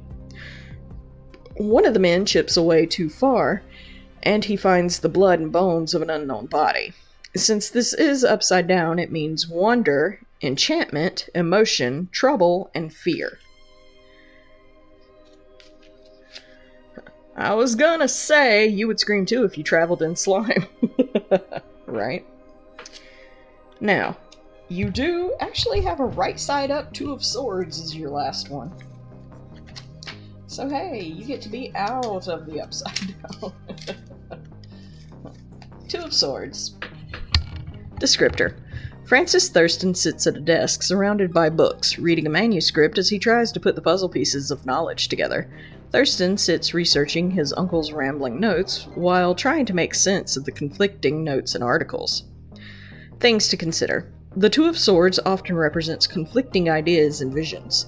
Just like Thurston is having conflicting ideas about his uncle's work, he is also having difficulty making a decision. Is the relief real? Is there really a monster out there? This card is a card of choice, and can often indicate difficulty making a decision. In order to make the right decision, make sure to do adequate research. Free yourself from emotion and rely on your mind. You may need to compromise, but this card indicates all parties will be satisfied. Hooray! So yes, those are your 3 cards, Ava. I hope that helped you out some, and I wish this chair didn't squeak, because I feel like that is all I can hear is this chair squeaking. Or creaking, rather.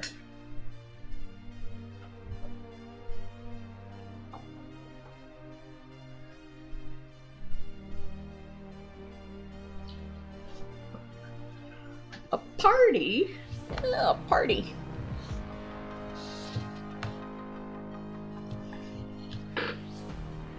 Okay, guys. What do y'all want to do? You want to call it a night, or do you want to try to get as far through the Manderville stuff as we can?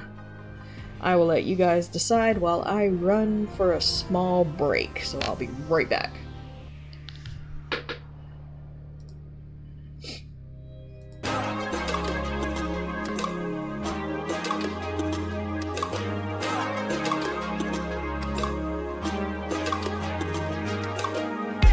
Take off your armor, friend of mine. I have no arrows, but I got time. All your sorrow keeps you glued to your seat. Can we get you out of your head and into your feet? And it's not that the rest of us don't have the blues. It's just that some dance partners need a dance partner too. Is that you?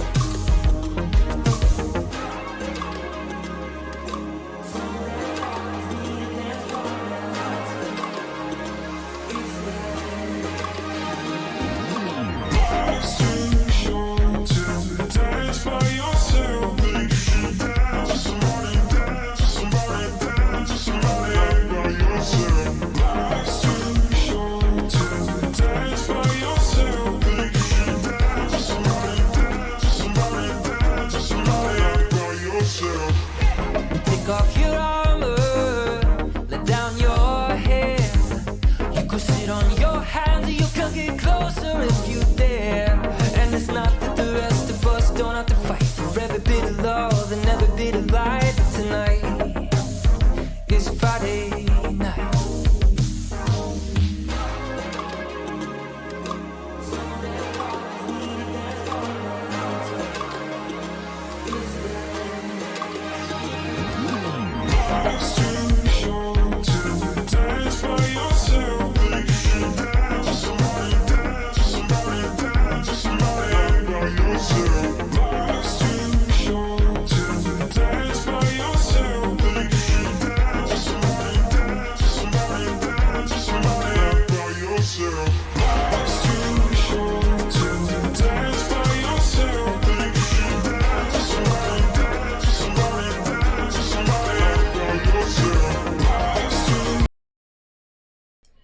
Okay, I'm back. So, what have we decided? We gonna keep going a little bit further and try to get further into the Manderville? Or are we going to stop here and raid out?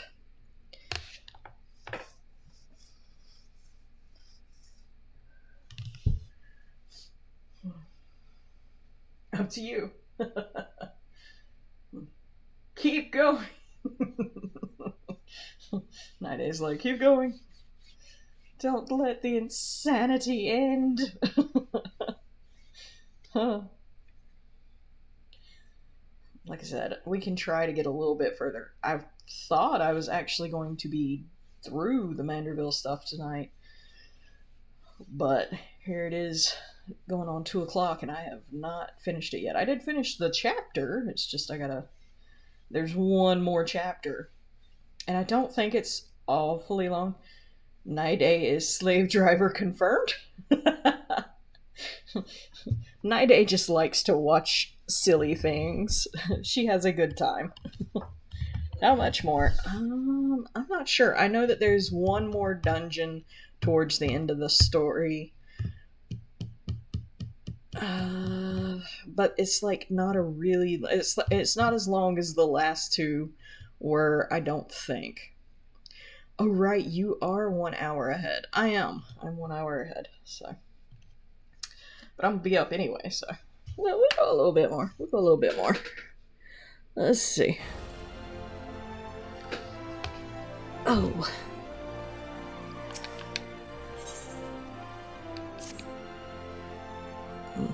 Be sure to get yourself some rest, honey. I will. I keep forgetting. That's okay. I was wondering when you show up, Dan. I hope you haven't made any plans for the day, because we've got a situation on our hands. Remember our good friend, the Phantom Thief? Well, it seems he decided to branch out from burglary to cold-blooded murder. If the rumors are to be believed, he claimed 3 victims already, all influential members of Old Dawn society. Mr. Manyfaces has been kind enough to leave one of his signature calling cards at every scene, leaving no doubt as to the identity of the murderer. The message is always the same. The weight of 5 corpses will bring the scales of justice to balance. More riddles. Not that you'll hear me complaining. No, the only thing my readers like more than a good mystery is a good murder mystery. Ever since the story broke, the Mithril Eye's been selling like Pond's cakes. The only rub is that it's left me no time to look into the thief's last message. Until now, that is. Shall we, Dan? The hidden treasure of Ul'dah, was it? If there's anyone who can shed some light on this, it's you-know-who. To sun-silk tapestries!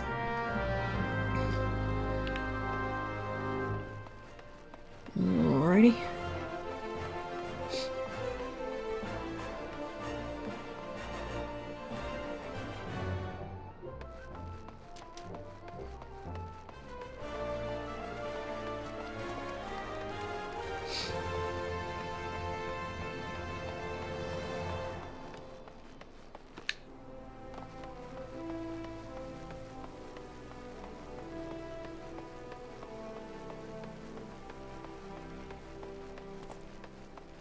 Oh, Waymond.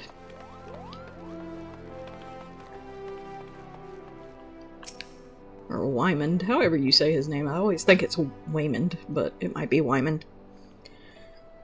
Pond cakes? Pond's cakes. Instead of, pound and pond, they have different measurements in this game. So instead of saying pound cakes, which is probably... Well, no, that still don't make sense, though, does it? Because shouldn't it be hot cakes either way? I don't know. Well, now, if it ain't my favorite adventurer and my favorite Mithril Eye reporter along with him.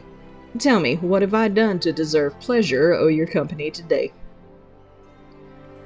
I see. As much as I'd like to help two of my can't English. I see. As much as I'd like to help 2 of my best mates, I'm afraid you found old Wymond at a loss. Ul'dah has more than its fair share of treasures, hidden and otherwise. I reckon our phantom friend could be after just about any of them. I can tell you this much, though. Whatever the thief's got his eyes on, it's got the Sultan sworn and a right dither. Word has it they've formed a regiment, their best and brightest, to safeguard the royal vaults from the very threat.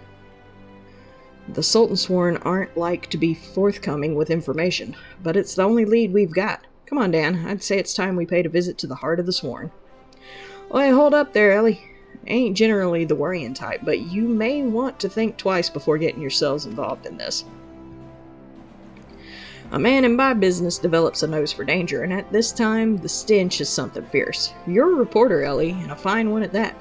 Don't put that pretty neck of yours at risk trying to play hero. Your concern is touching, but I can assure you that I am ready for whatever dangers lie ahead. Besides, being a reporter is about more than selling papers. I have a duty to seek out the truth and convey it to the people. Come, Dan, time is of the essence. Okay. Scholar's Walk. Oh, there is one. It's over on the other side. Looks like there's gotta be an Ethereum in here that I can use. That will be better and faster at getting there. Ooh. I have to come back for that next week.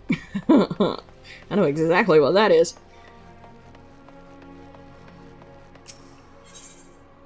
Alright.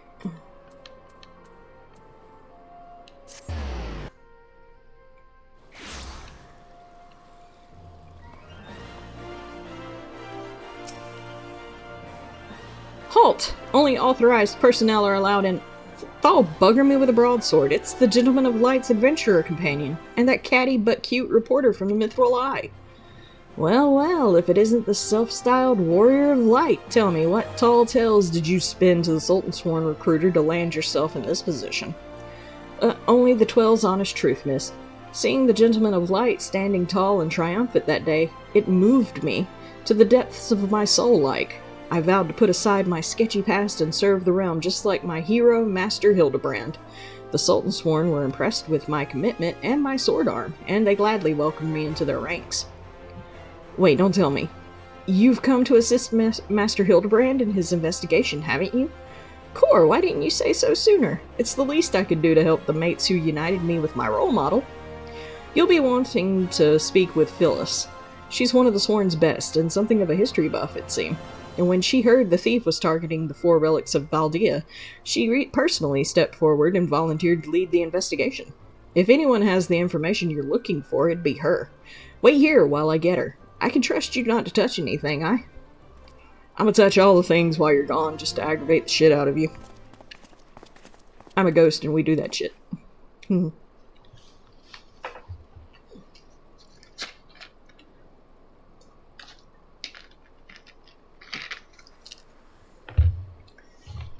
A pleasure to meet you, Phyllis. My name is Ellie, from Mithril Eye.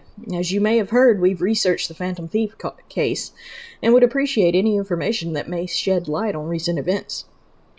Touch all the things. Clockwork, no, don't be a menace. Oh, fine. I guess I'll behave for now.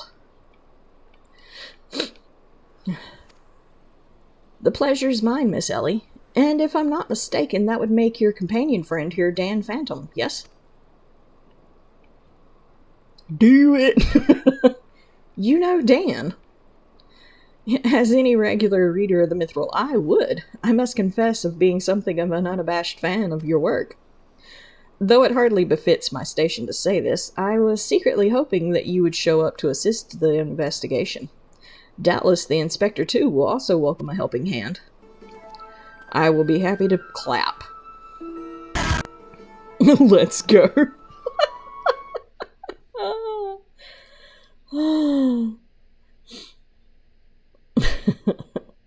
Sorry, Night-A, you hit it. There it goes.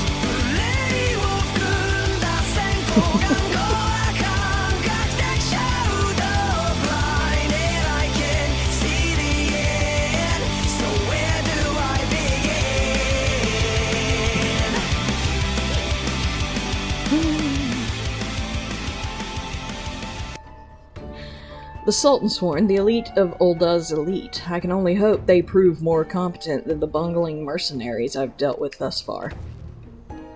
Inspector Briarden, always one step ahead of us. Miss Ellie, Dan, a moment if you would. Right there, very good. Now face me and don't move an elm. Inspector, what is that in your... just threw dust at us?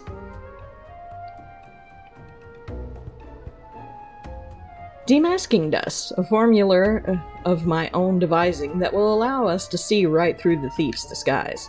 Analyzing the mask left behind at Vesper Bay, I was able to identify its composition and synthesize a contingent that would dissolve the disguise whilst leaving the wearer's face intact. In any event, it would appear the two of you are indeed who you appear to be. Oh, we have a thing. Thank you for your patience. Your support during these ad breaks keeps the stream alive and thriving. Stay tuned, the conversation never ends here. In which opulent location was the peace treaty that ended the Great War, World War I, signed? Find out when the ads end in about 3 minutes. Alrighty then. Brilliant, Inspector. The Phantom Thieves pulled the wool over our eyes for the last time. I fear it won't be so simple. The ingredients necessary to produce the dust are exceedingly rare. Even the entire resources of the Sultan Sworn at our disposal, we were only able to produce a limited supply. I see. Well, I suppose it's better than nothing.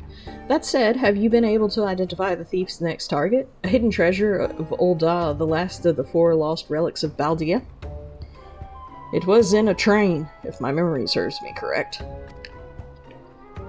I fear not. I've pored through the histories time and again, but the only mention of the 4 relics is a vague reference to an old prophecy. Most serious scholars consider it a little more than a fairy tale.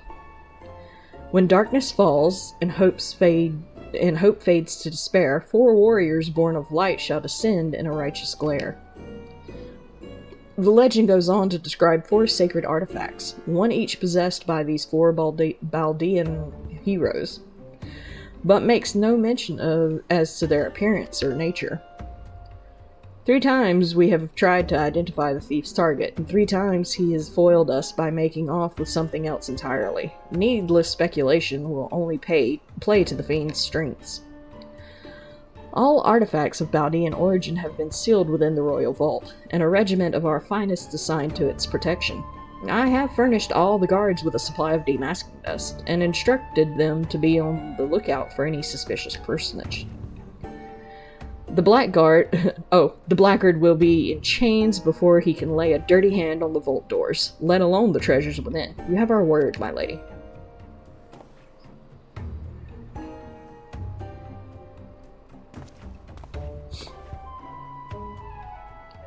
But there are even more disturbing matters at hand. Doubtless you have heard of the recent rash of murders perpetrated by our quarry.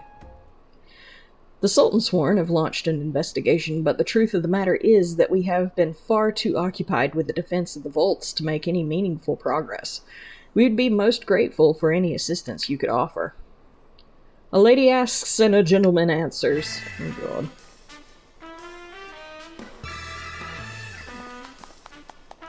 The peace treaty that concluded the harrowing conflict of World War I was signed in the grandeur of Versailles.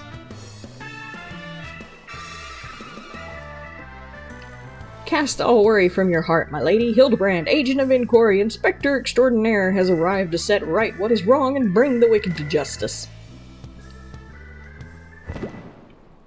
And this must be the demasking dust that the talk of the palace. Ah, but you need not waste your supply on me, Inspector. I assure you that I am exactly who I claim to be. Versailles. Oh, excuse me. Versailles.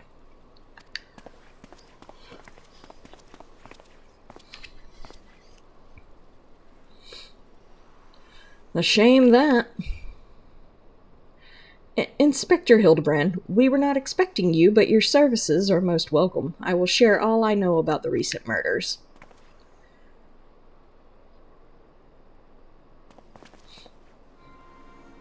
The killer has claimed 3 victims thus far, the head of a publishing consortium, a high-ranking government official, and an influential scholar. Other than that, they were all influential figures in their respective circles. We can identify no common threads connecting the 3. Oh, this will prove a most satisfying case to crack indeed. And what of the method of killing? Conked over the head with a cudgel? Gutted with a greatsword? Strangled with a subliger, mayhap? Oh god. No need to use the dust on me, I promise I'm not suspicious. That's exactly what someone who is sus would say, right?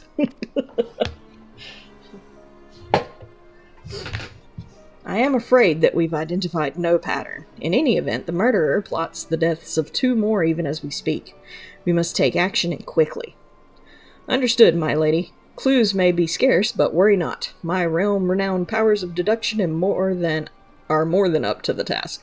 I will see this burglar-turned-butcher delivered to justice. Your presence is heartening indeed, Inspector Hildebrand. Friends, please take this demasking dust with you. I fear we can spare but a single sachet, but I trust you will put it to good use.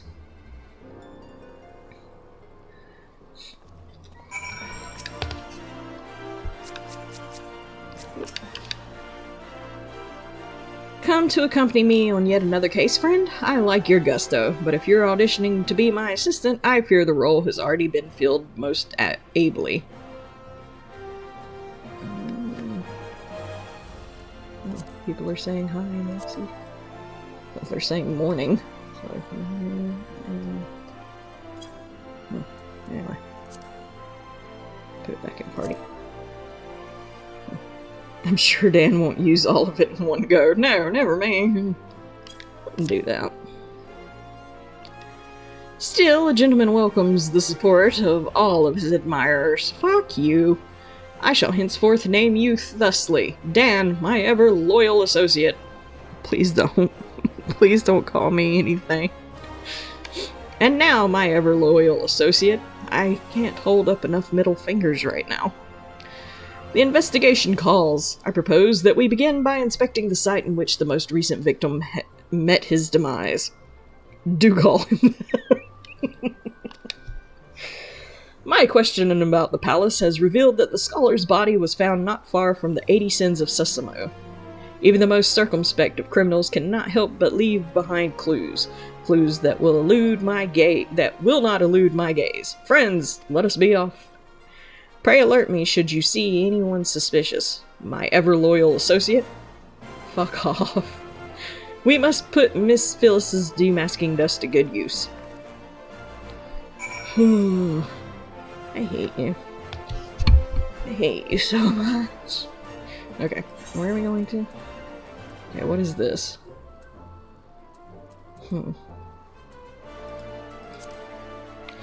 Let me go to the Ethereate. There's gotta be a quick, or wait, oops. Oop, there it is. Yep, right there. You know what everyone needs? Eggies? I'm gonna guess eggies.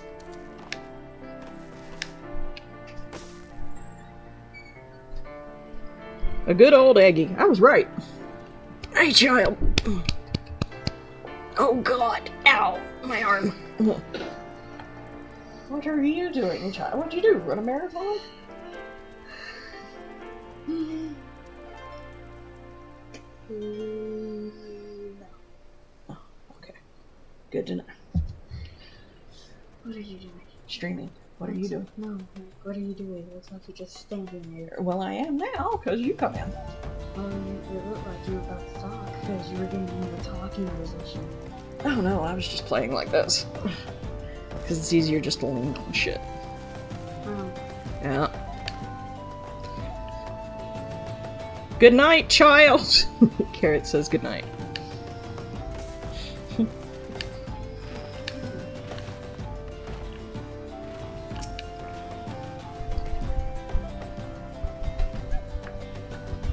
Thank you.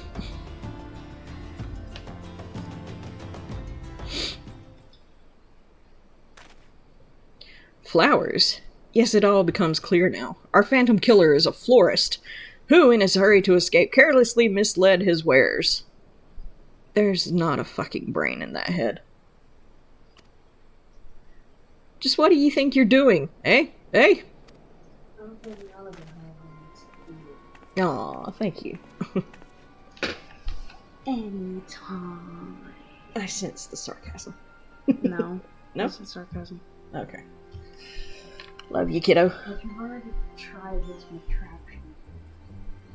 Yeah, I've already tried that contraption. I cannot get it to work. It's probably for... Apple phone? Yeah. Probably. So... You know what you're going to I mean, you could probably... The window? Not the window. Not the window! I just want to do that. Oh, well, don't. That made too much noise. At least it shows you the time, place, music, and all that. Supposedly. I can't even get it to come on. It turned on the music. No. Okay. I'm the one who put those flowers there, eh? To honor the memory of my poor boy. Ye dare defile his memory, eh? Eh? 1,000 pardons, my lady. Please accept my most sincere condolences on your loss. I am Hildebrand, agent of inquiry, inspector extraordinaire. I swear to you on my own dear mother's name that your son's killer will be brought to justice. I heard somebody yeet him out the window. He has been yeeted several times. As I was just saying, these flowers were clearly placed here by the family of the deceased, which can only mean... leave this place. Run away while you still can. Run far, far away. Run, or he'll turn you into a zombie, just like my poor, poor boy. A living person turned into a zombie? Nonsense. Not nonsense, my boy. History! Or have you not heard of the horrors of Sildee? Aye, Hulda's sibling nation against which we waged war centuries ago. Much blood was shed by both sides, aye. But I speak of far greater horrors than death. An unholy drought brewed by the Sildian alchemist, one with the power to turn the living to the undead, that his nation might command an army of mindless, deathless soldiers, the traitors spurn. They turned my poor boy into a heap of rotten flesh and ran him through. But ye won't hear that from the Sultan sworn. That Thal alone knows why, but they whisked the body away before I could so much as pay my last respects. The traitor's spurn? I've heard the stories, but I never thought them true. To be able to procure such a frightening thing. Just who are we dealing with here? A Sildian, I'm sure of it. Aye, only a Sildian would know the recipe. But the last remnants of Sildee died 4 centuries ago, you say? Ha ha ha! Oh, they did, they did! He calls himself the Phantom Thief, he does. But did it ever occur to ye that he might be an honest-to-God's phantom? Eh? Eh? Heard the tales from my own great-great-grandma. I did, about the 4 relics of Valdia and the powers they hold. The power to exact justice. A spectre of Sildee has returned to wreak vengeance on us. Woe! Woe unto us all! Have the 4 warriors of light forsaken us? My dear boy, if only you'd become a traitor like your father... If you'd just kept your nose out of those history books, and never so much breathed the accursed name of Sildee, but you did, and now you were doomed! Doomed! Doomed! Doom, doom, doom, doom, doom, doom, doom, doom, doom, doom, doom, doom.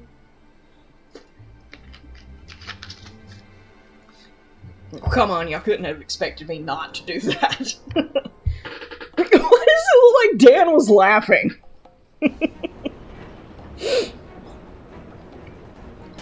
That bleeding whore sun's here somewhere. I can feel it in my follicles. Oh no.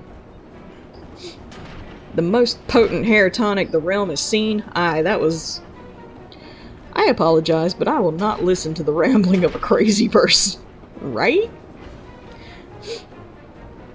Aye, that it was. For all a fortnight before my flowing locks fell out all over again, and just as I was chatting by a lovely young lass at the quicksand, just to twist the knife an extra ilm. Mountebank, charlatan! I'll find that so-called inspector and his sorry band and pull every last strand of hair from their bleeding skulls. Could you not? Oh, there's the little Lullafell! Okay, so he was around during the first part. I wasn't sure. Oh, yeah, I do remember, because he's actually at Costa del Sol as well. He was beside the table, I think. It's been a while. I didn't pay attention this go-around. I'll have to go back and look. It's all becoming clear to me now. The dear old woman's testimony has confirmed that which I had suspected from the start. Like a zombie picking away at its rotting flesh, Hildebrand, agent of inquiry, inspector extraordinaire, has peeled away the foul scab of uncertainty to reveal the truth within.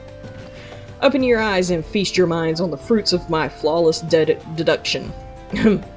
Our phantom thief is a phantom indeed, a wayward spirit caught between the realm of the living and dead for nigh on centuries since meeting a tragic end on the battlefield. You're so full of shit. As such, our course of action is clear. We must placate the tortured soul that it might abandon its vengeful vendetta and travel to the next life in peace. But what is the true nature of the Spectre's grievances? Without this knowledge, we cannot hope to assuage its rancor. Let us begin our search at the Thaumaturger's Guild. Doubtless the tomes there contain a wealth of knowledge on the ill blood between the sibling nations. Notwithstanding the abject stupidity of everything else that came out of your mouth, some knowledge of Sildy might serve us well. Go research as you will, and do take as much time as you need. You can count on me, Inspector Briarden. Whatever knowledge is to be gleaned at the guild, it shall not escape my inspector's eye. Oh, God. Okay, well, at least we didn't have to go too far out of the city.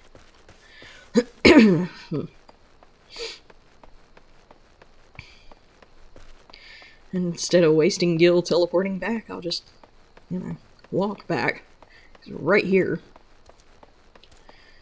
And it's not that far to teleport, using Etheria to the Thaumaturge's Guild. Thank goodness. Actually, this might be right here at the Thaumaturge's Guild. It is! Yay! We didn't have to do much walking after all.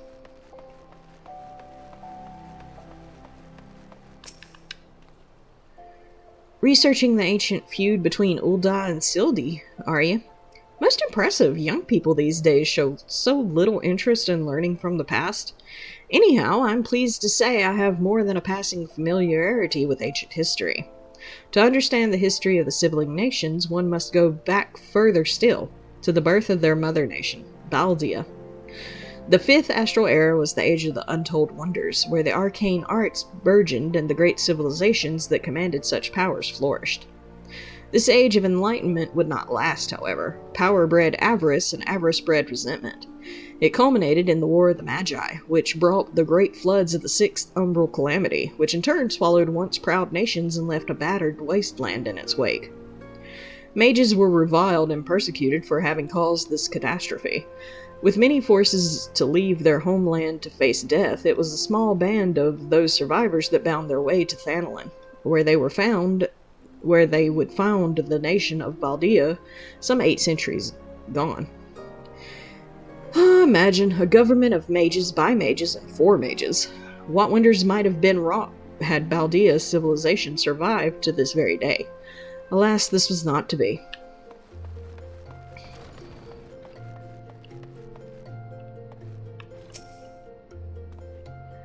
You don't say. It's not every day someone comes in our halls to research Sildy.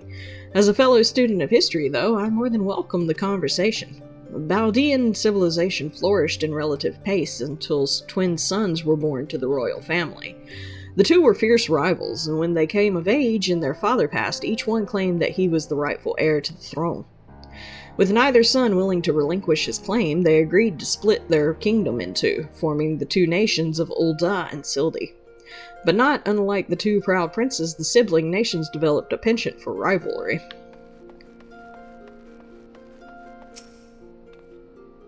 Greetings, traveler. You would learn of the war between Ul'dah and the fallen Sultanate of Sildy. It would be my pleasure to enlighten you. The two city-states coexisted for several generations until the bad blood between them boiled over, culminating in outright war. As you might deduce from the present state of affairs, Ul'dah emerged victorious, leaving the once proud sibling nation in smoldering ruins. As the histories tell it, the battles fought between the sister nations were the stuff of nightmares. In a desperate attempt to overcome Ul'dah's superior numbers, Sildic alchemists devised a most horrific stratagem. Employing a frightful formula known as the traitor sperm, they brought their fallen warriors back as undead soldiers. Some theories have it that they were even employed the potion on those of the living who were too weak or wounded to fight. Sends shivers up the spine just thinking about it, no? It is truly crowning glory of our fair nations that our forebears were able to emerge victorious against these horrors. but all I do is ramble. Oh no.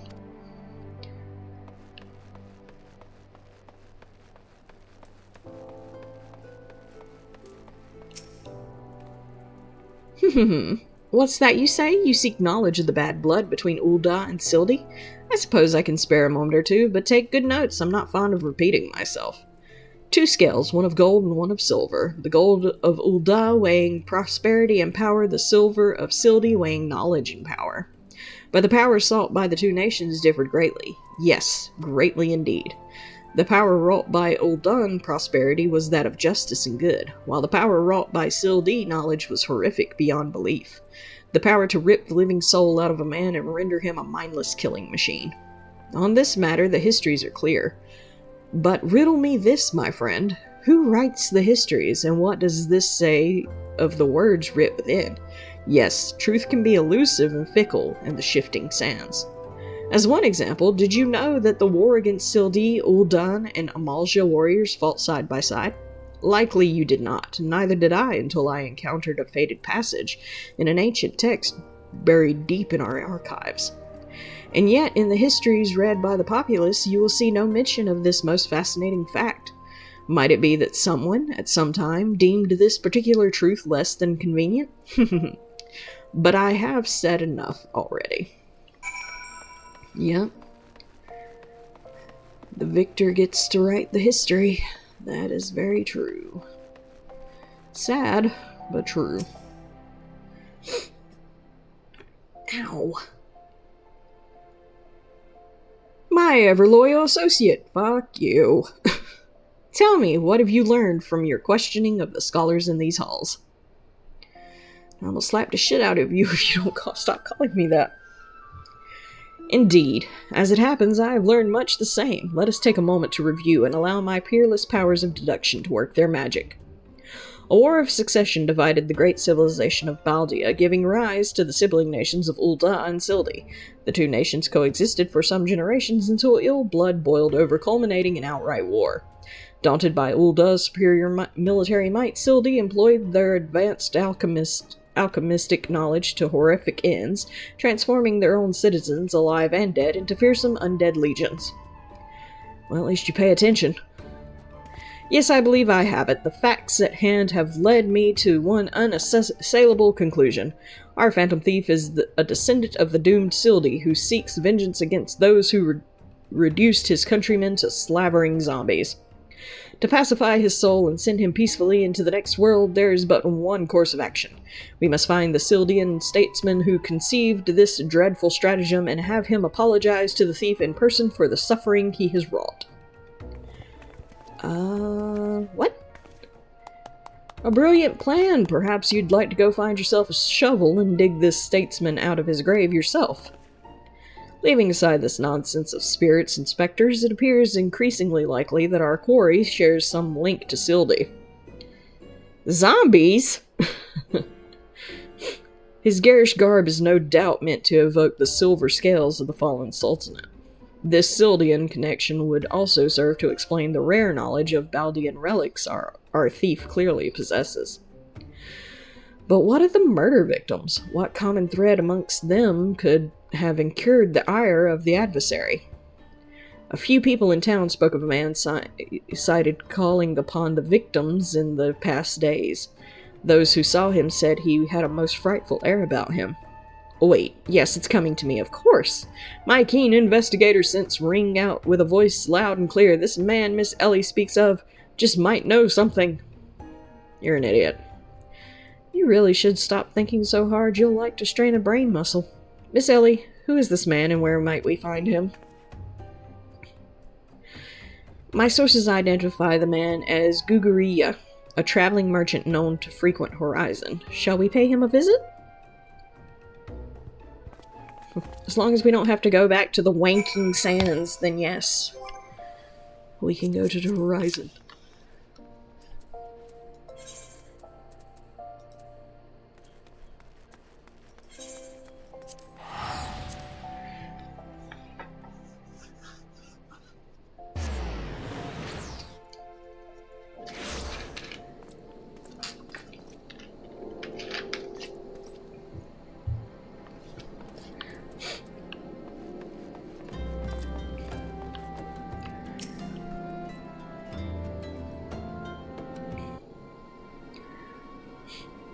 Yes, if you got business, make it quick. My time's too valuable to waste chatting with every stranger who passes by. Forgive us, good sir. My name is Ellie, a reporter with the Mithril Eye. Never blinking, all-seeing, you know the rest. I was wondering if we could trouble you with a few questions. Was it for love or money that you killed them? Yes, you, the thief of many faces. Me? A thief? What is this nonsense? I don't know who you are, but I ain't got the time or the patience for this mummery. Now, if you'll excuse me, the important client awaits. I thought I recognized that voice. Lady Dorilda, well met indeed. Pray tell whatever brings you to these environs this fair evening. Why, I live here, you ham-headed half-wit. Inspector Briarden, this is an unexpected pleasure. Do you have some business with my associate here, pray tell? Guguria, we can discuss business after. Pray lend the inspector here, the handsome one, whatever assistance he requires. But Lady Dorilda, what about... Ah, yes, my dear Maria's name day present. I had in mind one of the prize pieces from Estamine's latest seasonal collection. You would be able to procure one for me, yes? Or shall I eliminate the middleman and make the trip to Ul'dah myself?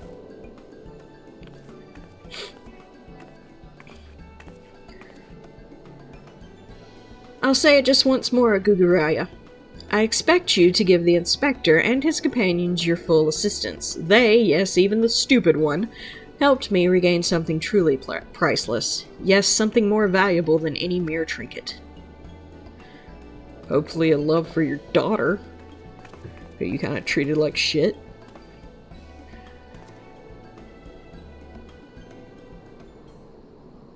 Alright, I'll tell you what I know. But you didn't hear it from me, got it? I was looking into the killing on behalf of a client of mine. The thief's got himself some of that zombie dust, the traitor spurn, was it? And his cards speak of 5 victims. It got me thinking. Sildy, 5 victims. I, the Arbiters of Truth. The Arbiters of Truth? I'm not familiar with the name. If you would be. Sorry, honey, think I'm gonna go ahead and lay down in bed. Okay, baby, good night. Love you. We'll talk tomorrow. You can always text me whatever you wanted to tell me. False knowledge? Pray tell, just what sort of knowledge might that be? Thaw's balls don't make me say no more. I've got a family to feed. Very well. Just tell us one last thing. Who hired you and where can we find him? Hob. His name's Hob. When he heard what I said, he told me that he was going to set sail for Limpsa with his 5 best sellswords to guard his back. Said there were many prying eyes at the airship docks. Said he had a private ship docked and waiting for him at Vesper Bay. But remember, you didn't hear none of this from me. This man, Hob, must be one of the killer's targets. Doubtless he also knows the identity of the remaining one. I doubt that. They say the Arbiters are so secretive they don't even know each other's true identities. Now don't ask me how that all works, but Hobbs got high-ranking friends in the Brass Blades. Once he heard the victims had been all zombified, he panicked. Guess he knew that he'd be next. Thank you very much, my kind sir. Once again, the ancient Manderville art of parley has procured for us a key morsel of knowledge. Let us seek out this Hob fellow and see what he can share with us. And let us hurry. The man's life is in danger even as we speak.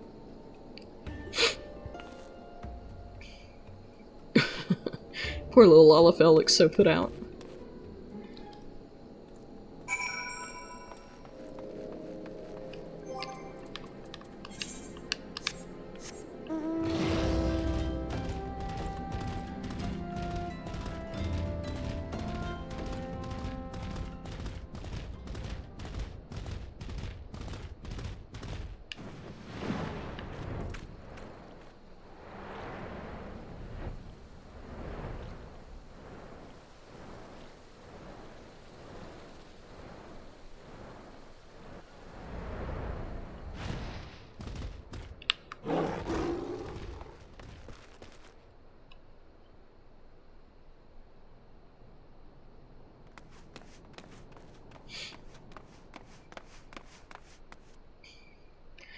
Master Hob, is everything quite all right?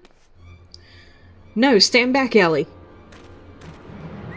Uh-oh. Hunger. I hunger for brains. Damn, there's no saving the man. Dan, do what you must.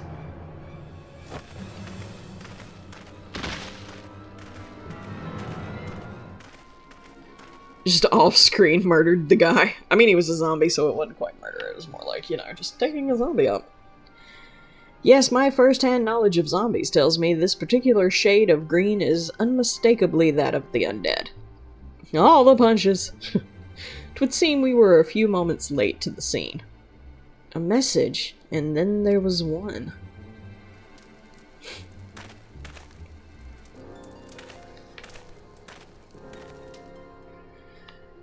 There it is again!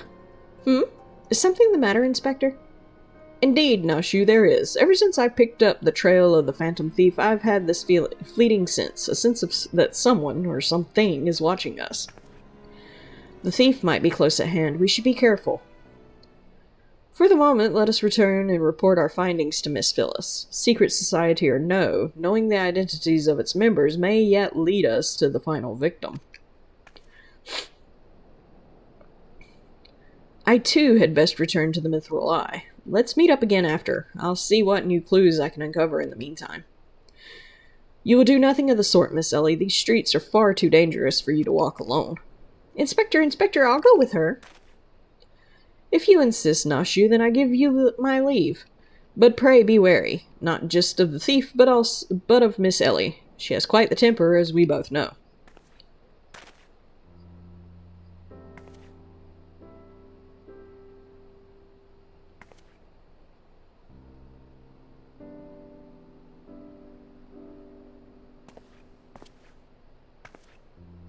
Miss Ellie, there is something I must tell you. When this case is over, be safe and promise me that you will not attempt anything rash, as you did that time when the fiend took aim at my own life. Your life, Inspector? Ah, at Costa del Sol. Yes, that was quite the ordeal, wasn't it? I love how everybody just looks away like, I don't know nothing about that. I'll be careful, I promise. I eagerly await the day when I may hear what it is you would share with me. A secret vow? Oh, consider me my interest piqued as well, good Inspector. Now let us be off. Miss Phyllis awaits our report.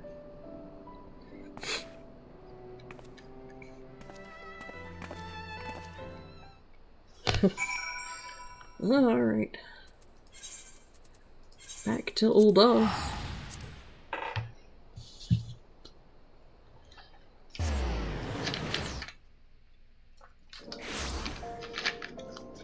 This actually took longer than I thought. I thought I was going to be done with this by now.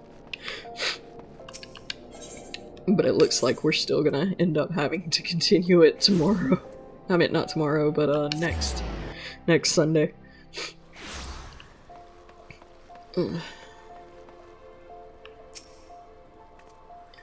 A fourth victim? Thou have mercy. Were you able to glean aught of a connection with the other victims? The arbiters of truth? No, it cannot be. Somebody help! Miss Ellie, the voice come from the direction of the vault. We must hurry.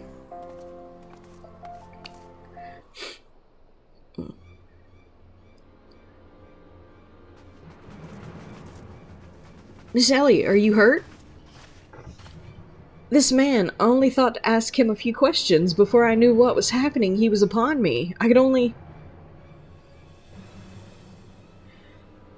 bash his brains with a conveniently placed bottle of mead, it would seem. Remind me not to get on your bad side, Miss Ellie. That said, is Nashu not with you?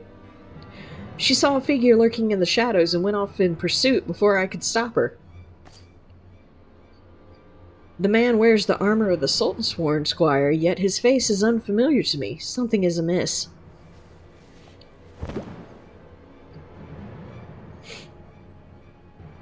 The thief of many faces! To think we would find our man like this!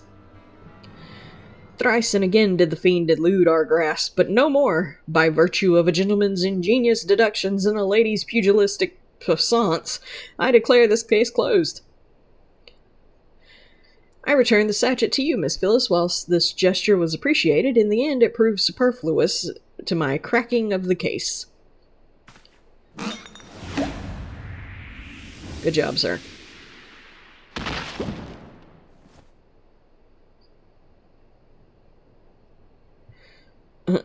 When I hear Inspector, I'm reminded of a Marx Brothers joke. Well, I say joke, but it's not all that funny. Oh no.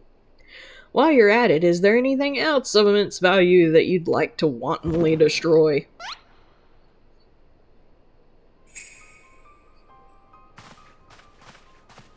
What? What is the meaning of this? Ingenious. A double disguise planted by the thief to throw us off his trail, no doubt. This is Gugu, one of my most capable men. I signed him to guard the vault and outfitted him with an ample supply of demasking dust. It is inconceivable that the thief could so easily elude his grasp.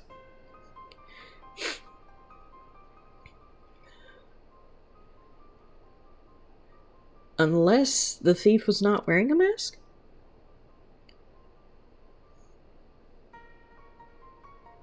Speaking of which, has anyone seen Miss Ellie? No. That's impossible. Of course, it all makes perfect sense. With the Phantom Thief to think for her burgeoning burgeoning readership and rise through the ranks of the Mithril Eye, Miss Ellie could not bear to face the possibility of her story of a lifetime coming to an end. Thus, she hatched a plan to...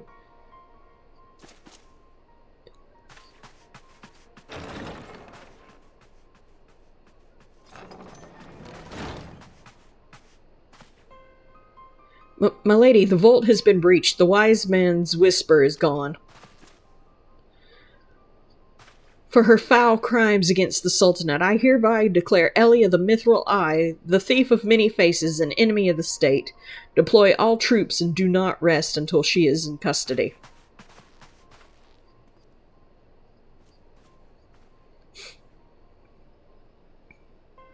Inspector? Inspector yourself. See, not that funny. I mean, it's kind of funny. And now the game is truly afoot. Oh god. Bah, what is the meaning of all this racket and rumpus? And just as we were about to make our triumphant return. Isn't that so, Inky-Doo?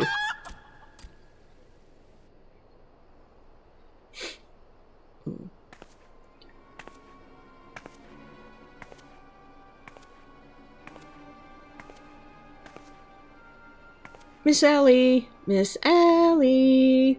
The shadow you said you saw, I think it was just a dormouse. Ow.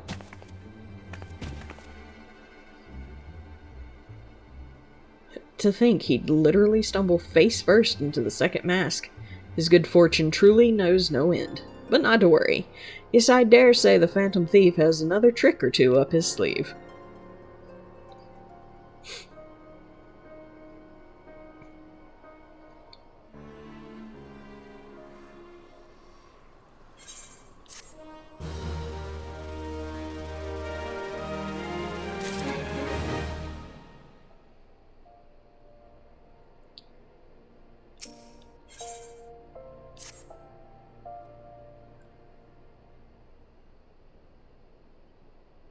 My ever-loyal associate, I will punch you. We must find Miss Ellie and quickly. Surely, if confronted by her constant companions, she can still be convinced to abandon this fool plan. Oh, Miss Phyllis, I thought you had already departed to the company of your men. But all for the better. Shall we conduct the search together? I fear that would only put them at greater risk. You see, the fifth and final member of the Arbiters of Truth, the Phantom Thief's final target, is none other than Hildebrand Mander? Me. Mind you, it's not a role I sought of my own accord. My name and my passion for history are somewhat well known in the Sultanate. One day I received an anonymous letter stating that a position in the committee had opened and I had been chosen to fill it. The letter went on to enumerate my duties, to prevent the spread of historical lies that would sully the name of our illustrious nation. As a high-ranking officer in the Sultan's Sworn, I was deemed to be in a particularly unique position to serve as an arbiter. I knew that there were other members of the organization, but was told nothing of their names or identities. To think that my unknown compatriots were the victims all along. I cannot put any more lives in danger. I will sequester myself in a place where my presence can cause no harm until such time as the killer is apprehended. Your concern for our well-being is most touching, Miss Phyllis, but there is no need for such caution. As a seasoned inspector, I am more than capable of protecting a lady in distress. And as a gentleman, that is exactly what I shall do. My associates here also stand at your side. Speaking of which, has anyone seen my loyal assistant? Inspector, over here!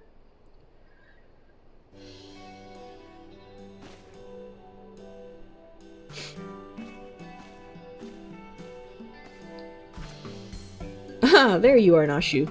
You really shouldn't run off on your own like that. I was worried sick about you. I'm sorry, Inspector. Miss Ellie said you saw somebody in the she saw somebody in the shadows, so I went to take a look. Now, there wasn't anything there but a dormouse, but it was a really cute dormouse, you see. It just kept squeaking and scurrying away, and I just...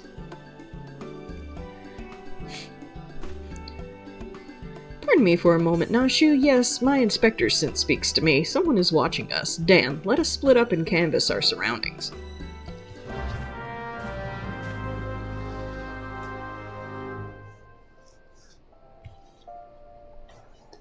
Oh.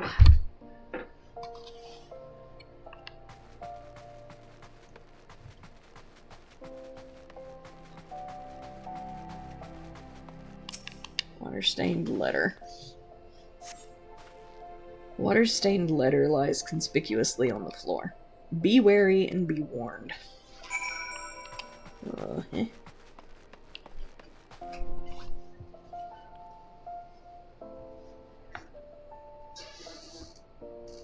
Huh? Yes. Hold on.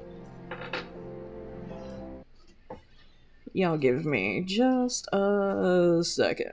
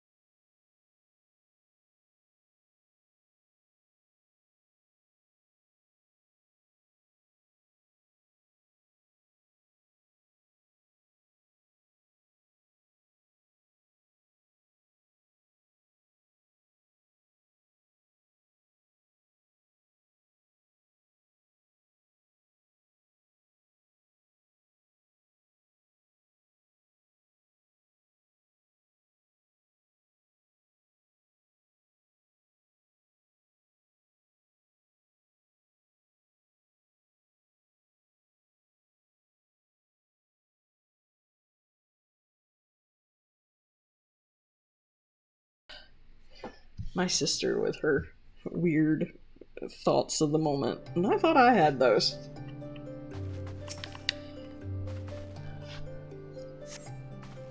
A water-stained letter lies conspicuously on the floor. Trust no one, and your friends all the less. Wow.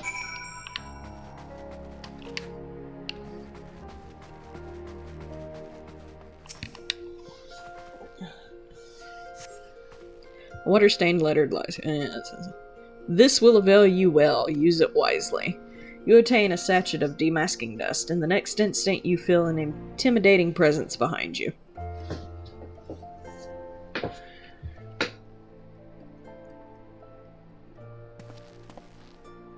If it isn't my beloved son's staunch companion, the mighty Dan.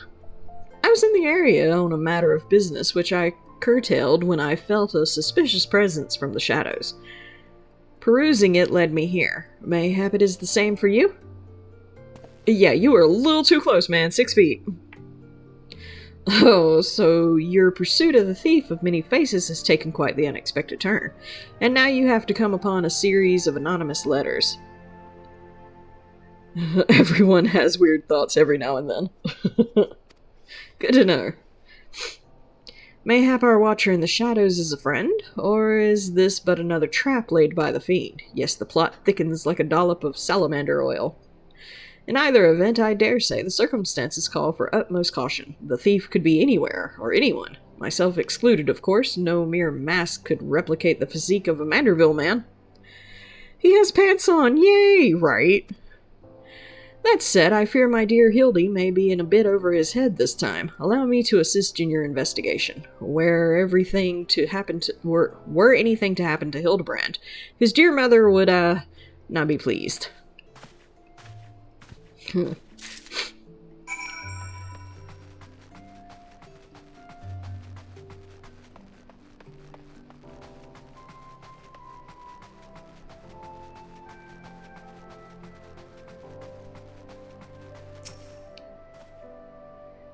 If the Cinder speaks true, the villain even now lurks within our midst, and yet we have but a single sachet of demasking dust at our disposal.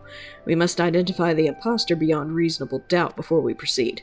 You know the players better than I, Dan. What say you have a few words with each of them and see if aught is amiss? Miss Ellie is the Phantom Thief. It is the only logical conclusion, and yet I cannot help but feel that another truth still evades us. Am I doomed to share the same fate as the others? I'd soon die than become one of those things. Huh! Behatted Sprat. Oh, okay, so he's there too. Inspector Briarden told me all about it. Who'd have thunk Miss Ellie was the Phantom Thief all this time? She sure fooled me.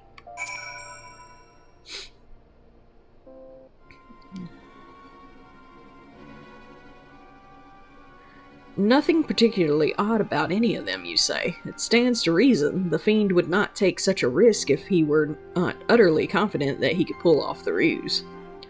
Curses, this one's not half the fool his son is. I must elude him and quickly. Time is of the essence.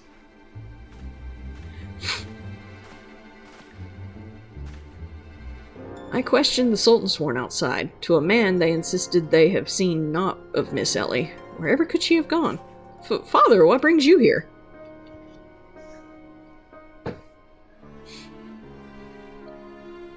Yes, finally the pieces are coming together. Now, if you would kindly stand still and shut up, the fiend already stands among us. Inspector Briarden, I should hope you are not doubting me. While I'm quite convinced that even a master impersonator would struggle to recreate your particular brand of idiocy, the fact remains that anyone here who has spent even a moment alone must be considered a suspect. The thief has proven to be highly efficient in assuming new identities. An astute observation, my gangly friend. I'd say the occasion calls for a dose or two of that powder Dan here found earlier. There wouldn't happen to be another sachet or two lying about, would there? What remains of our supply was already been distributed to the search party. But worry not, they should be reporting back within a bell's time. Huh! Time might be against me, but just you watch. I'll wiggle my way out of this and turn you into a reeking, drooling corpse you deserve to be. I fear that is more time than we can afford, Miss Phyllis. Unfortunately, my powers of deduction will lay the fiend's face bare within minutes. We know that, given the choice, the thief... Use it now, right? The thief prefers to impersonate familiar personages. As Miss Ellie has had only passing interaction with my dear father, we can safely eliminate him from consideration. That leaves myself, Nashu, and Dan here. Nashu and I, in particular, have had a close and extended relationship with our suspect. I shall begin by questioning my own assistant. I assure you that none know her better than I. Brilliant reasoning as ever, Inspector. Go on, ask me anything. Of all the times for this overstuffed buffoon to start talking sense. If he asks me anything too obscure, my cover is as good as blown. My relationship with Nashu is so close I dare say that at times it is as if we share a mind, more like a brain cell. If this Nashu is truly my ever-loyal assistant, she should have no trouble completing my thoughts. I am a Manderville. Man! Doing what only a Manderville can! From the peaks of Kurthis to Thanalin, Manderville. Man, you're the best, Inspector. A perfect score. You may rest easy, my dear friends. This is unmistakably, unequivocally, indubitably the true Nashu. I've never loved you more than now, you marvelous muttonhead, you. Nashu, is something the matter? just because you picked up a few more wrinkles beneath the eyes, there's no need to avert that charming face of yours. Wrinkles? Wrinkles? Look who's talking, you crusty, cretinous old... Genius Inspector? Huh.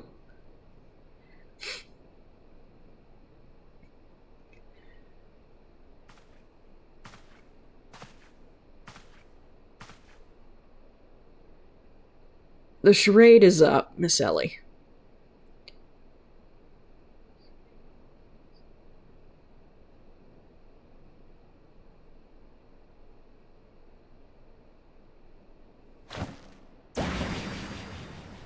Cover blown.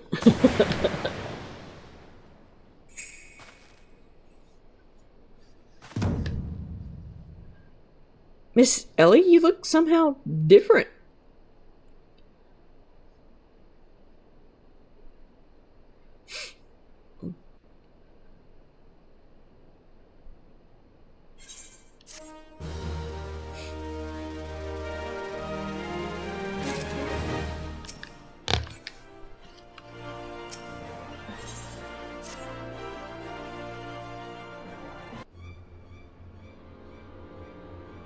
Seven hells done in by a muscle-bound muttonhead and his motley trope of mummers. Uh-oh. Oh, hold on. Welcome in, Raiders! Chibi Sunoka! How was Baldur's Gate 3?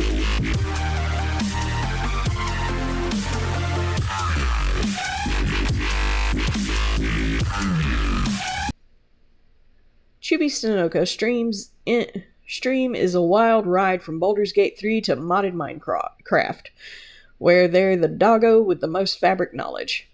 They've been juggling Zelda randomizers and braving Elden Ring's challenges. Recently, they've dived into Nessus and Eorzea, tackling Endwalker with no spoilers. And don't miss their critical mod adventure in Kingdom Hearts, Birth by Sleep. It's pure gaming chaos.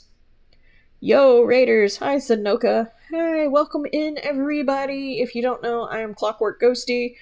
Welcome to the stream. I hope you guys had a great time watching Sunoka play Baldur's Gate 3. And like I said, welcome in. I am right now doing some Manderville quests in Final Fantasy XIV. Was good, figured rather than trying again with friends that may or may not last, doing a solo campaign.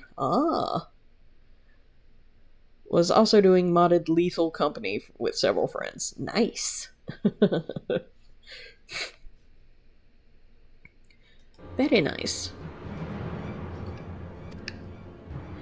Just who are you? Your resemblance to Miss Ellie is most uncanny, and yet...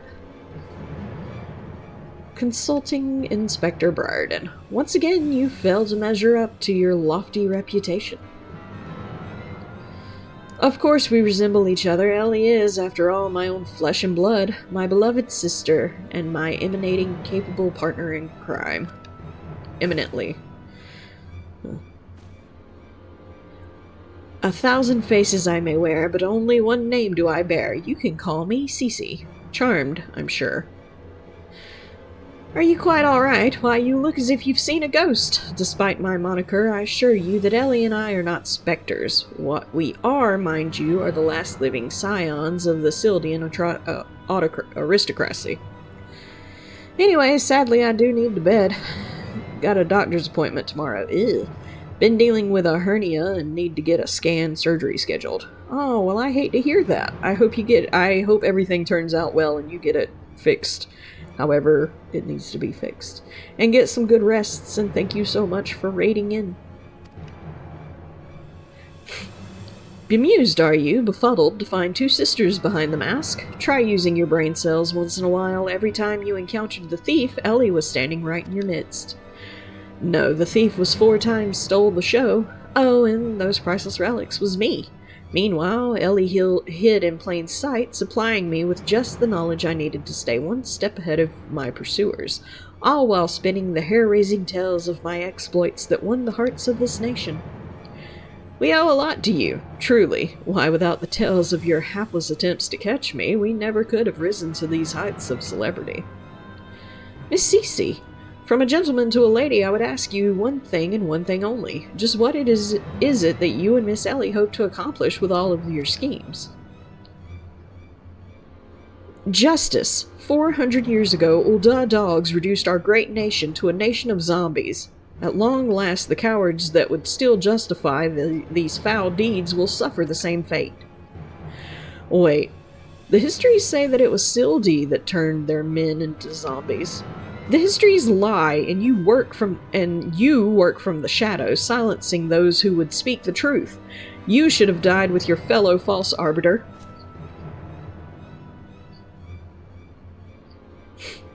It was Ulda that ordered the creation of that dreadful powder and wielded it as a weapon against our proud ancestors. The history of your glorious sultanate is but built on a lie. What is this madness you speak, woman? Not madness, truth. The powder is in my possession was stolen from the Uldan army 4 centuries ago by one of my ancestors. They say it was his final act of courage in the moments before his leg fell off and his rotting head dropped from his shoulders. This is the truth that the histories don't tell. The truth that this doe-eyed sultansworn would kill to keep buried deep in the sands of Thanalin.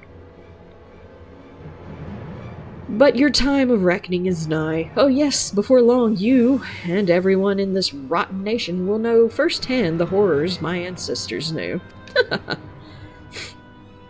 And just what do you mean by that? Oh, how the idiots lap up the stories. A masked crusader for justice, a dashing rebel waging battle against power and authority. Oh, if only they knew. But they will see soon enough, when they're eating each other's brains out on the streets.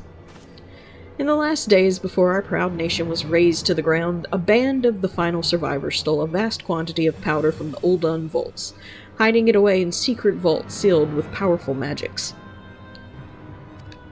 The sole means by which the vault may be opened? By assembling 4 secret relics from Baldia. 4 relics once housed in the royal palace of Sildi, before the Uldan dogs stole them and claimed them for their own. And so it dawns upon you at last. Yes, even as we speak, Ellie makes for the vault, the 4 relics safely in hand. Just think, one day you'll be able to tell your grandchildren you were there when the zombie powder rained down on Ulda. No, wait, you'll all be dead. Preposterous.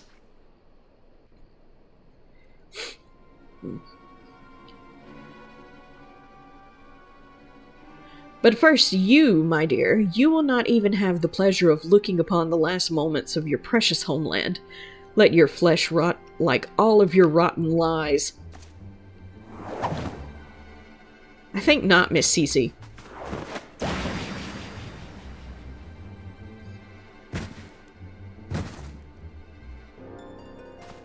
Hildebrand. You idiot. Just for once, could you not get in the way?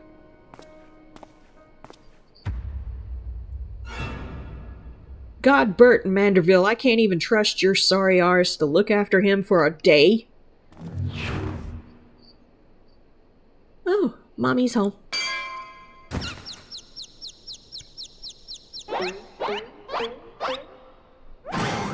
I knew it! That present watching over us from the shadows. It was you! My dear wife! This is a fucking soap opera.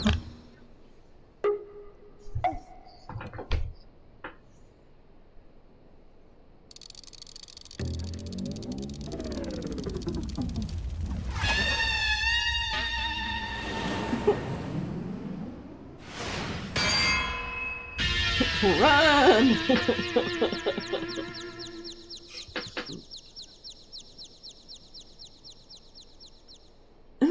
Am I to understand that you are Hildebrand's mother?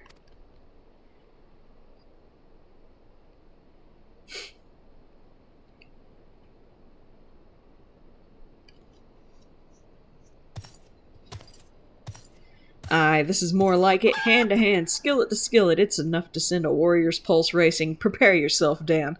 The time of our final confrontation is nigh.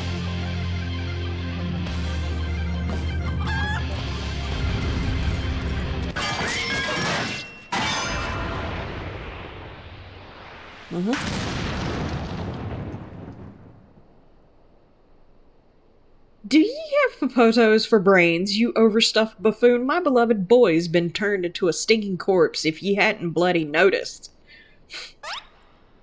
You, Dan or something, wasn't it?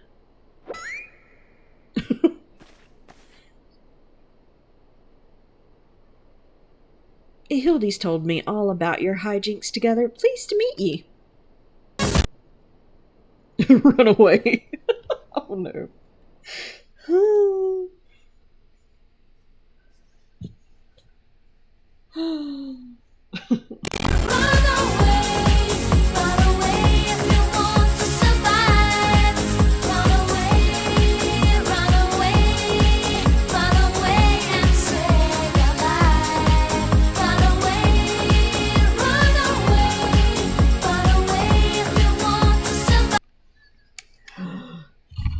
Thank you for your patience. Your support during these ad breaks keeps the stream alive and thriving. Stay tuned, the conversation never ends here. Attention! Coming soon to a chat near you. In a world of bizarre thoughts and unexpected fashion reveals, Clockwork Ghostie's chat is a roller coaster of emotions. The cover's blown, but the excitement escalates with a raid from Chubby Sanoka. Amidst the chaos, Sanoka shares tales of solo campaigns and modded adventures. But a looming doctor's appointment casts a shadow. As they bid goodnight, the chat echoes, "Run! Tune in for more Manderville madness." Ugh. My dear boy's always had a bit of a rebellious streak. What can I say? I can come on a bit too strong at times. But can you blame me? The time I thought I'd sit back and leave things to my sorry arse husband here, and look what that got me. You'll help me out, won't ye?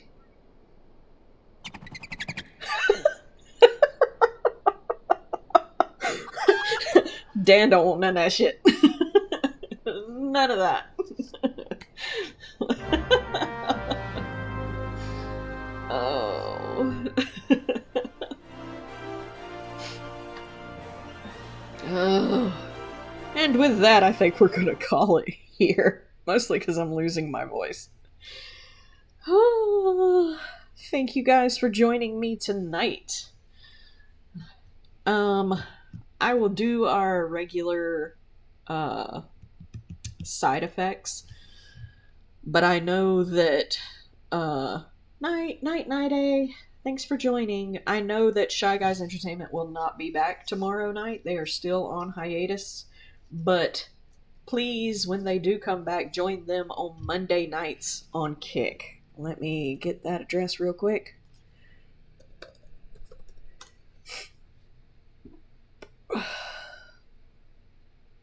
Oh shit, I'm not signed in.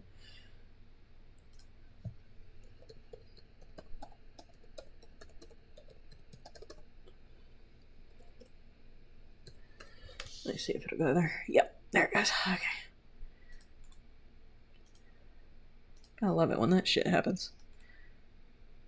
But yes, join them on Mondays and Wednesdays. Tuesday, come back here to Twitch, where we will be playing Shin Megami Tensei Nocturne. I had started playing it last year, but didn't get finished with it as the Halloween season hit. But instead of picking up where I left off, since I was using a what's the word I was looking for? Anyway, I was using a different console type thing, and the game ran like I was running through sludge and everything. I have gotten the new remastered version on Steam, so we will actually be starting from the start again come this Tuesday. Wednesday nights, go back over to Kick, join Shy Guys Entertainment, where they usually have 2 fighting games. Thursday nights, join Cosmically Incognito.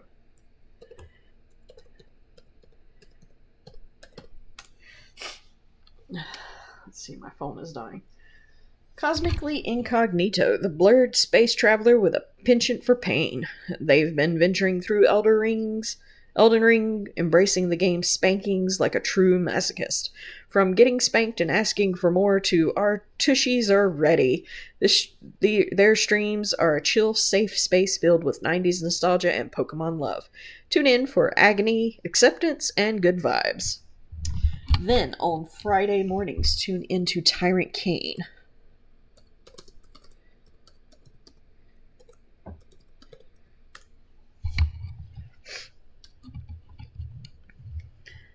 Tyrant Kane is the bro you want in your corner, serving up spicy commentary with a side of salt. They're on a quest for Master Rank in Street Fighter VI, and it's Friday morning SmackDowns all the way. No recent broadcasts to catch up on, but that just means you gotta tune in live for the laughs and the hype. Then, on Fridays, Saturdays, and Sundays, usually in the afternoon, evening type time, tune into Natty 016.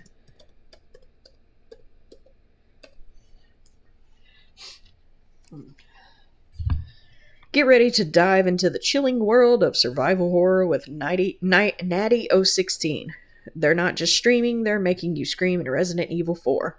As a proud member of the Black gaming community, the Black Girl Streamers brings both thrills and representation to the genre. Tune in for heart-pounding gameplay that'll have you on the edge of your seat. Then, of course, Sunday nights tune in to us while we continue to do Road to Dawntrail. We will finish up the Manderville quests next Sunday and start on the Crystal Tower quests. So join us for that. During the day, if you want somebody to listen to that's just kind of chill, or to have a good laugh, or just enjoy being in their stream, tune in to our very own Carrot Cleric.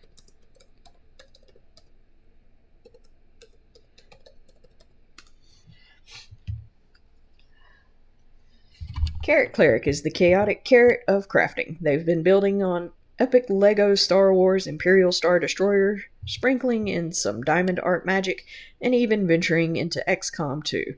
Celebrating their affiliate anniversary with Brick by Brick glory, they've also been spotted crafting a Lego Harry Potter banner and battling storms in Twitch games. Tune in for a mix of building, gaming, and pure joy. Also, I don't know her set time yet, but during the evenings, tune into Moki Doki Loki.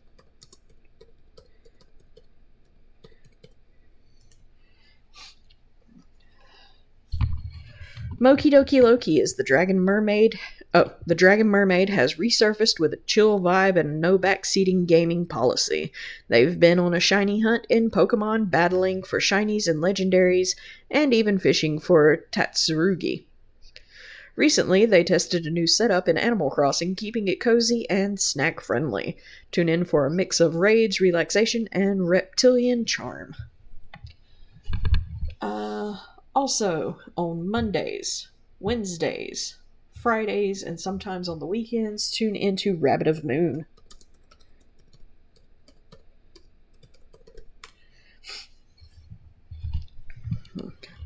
Ahoy, cosplaying crafters! Rabbit of Moon, the nerdy captain of cozy games and Final Fantasy XIV adventures, they've been stitching up a storm with their crochet hooks and sailing the crafty seas with a Sakura book nook and a sailor collar.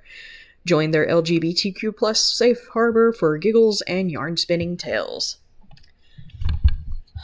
So, and one more person, my little nephew, Ghost Child sometimes streams. He hasn't been streaming a lot lately. He kind of streams when he wants to.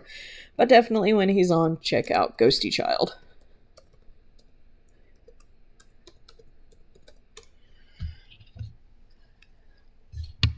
Ghosty Child, the spectral gamer with a penchant for the eerie, now grooving to the beat of Friday Night Funkin'.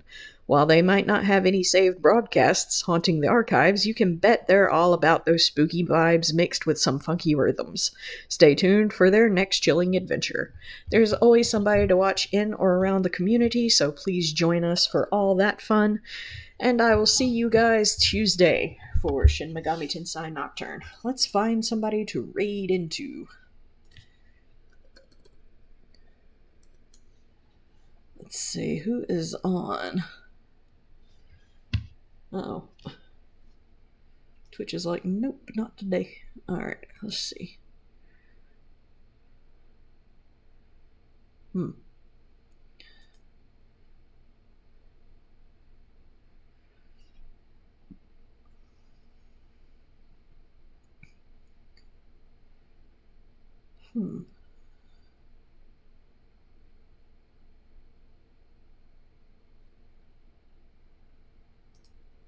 let's see. Let's go into a makers and crafters if I can get Twitch to properly work with me. It's being that weird kind of way it does. Alright. Remind me later. Alright.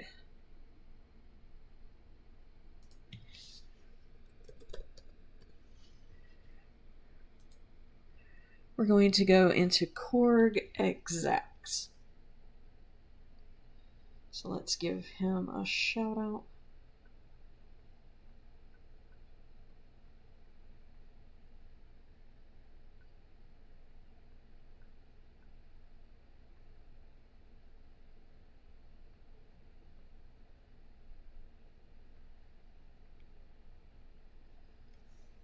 Alright. G'day, mates. Korg XX is the goofy Aussie who's all about that chill vibe and robot love. From crafting a massive MG Sazabi to gifting a Gundam GN002 Dynamis. They're the go-to for Gunpla and Zoids action. Tune in for relaxed Sundays and buzzing Fridays full of big builds and even bigger laughs. Okay. So let's go check him out. Thank you guys so much for joining me tonight. I hope you had fun. I had a lot of fun. And I will see you Tuesday.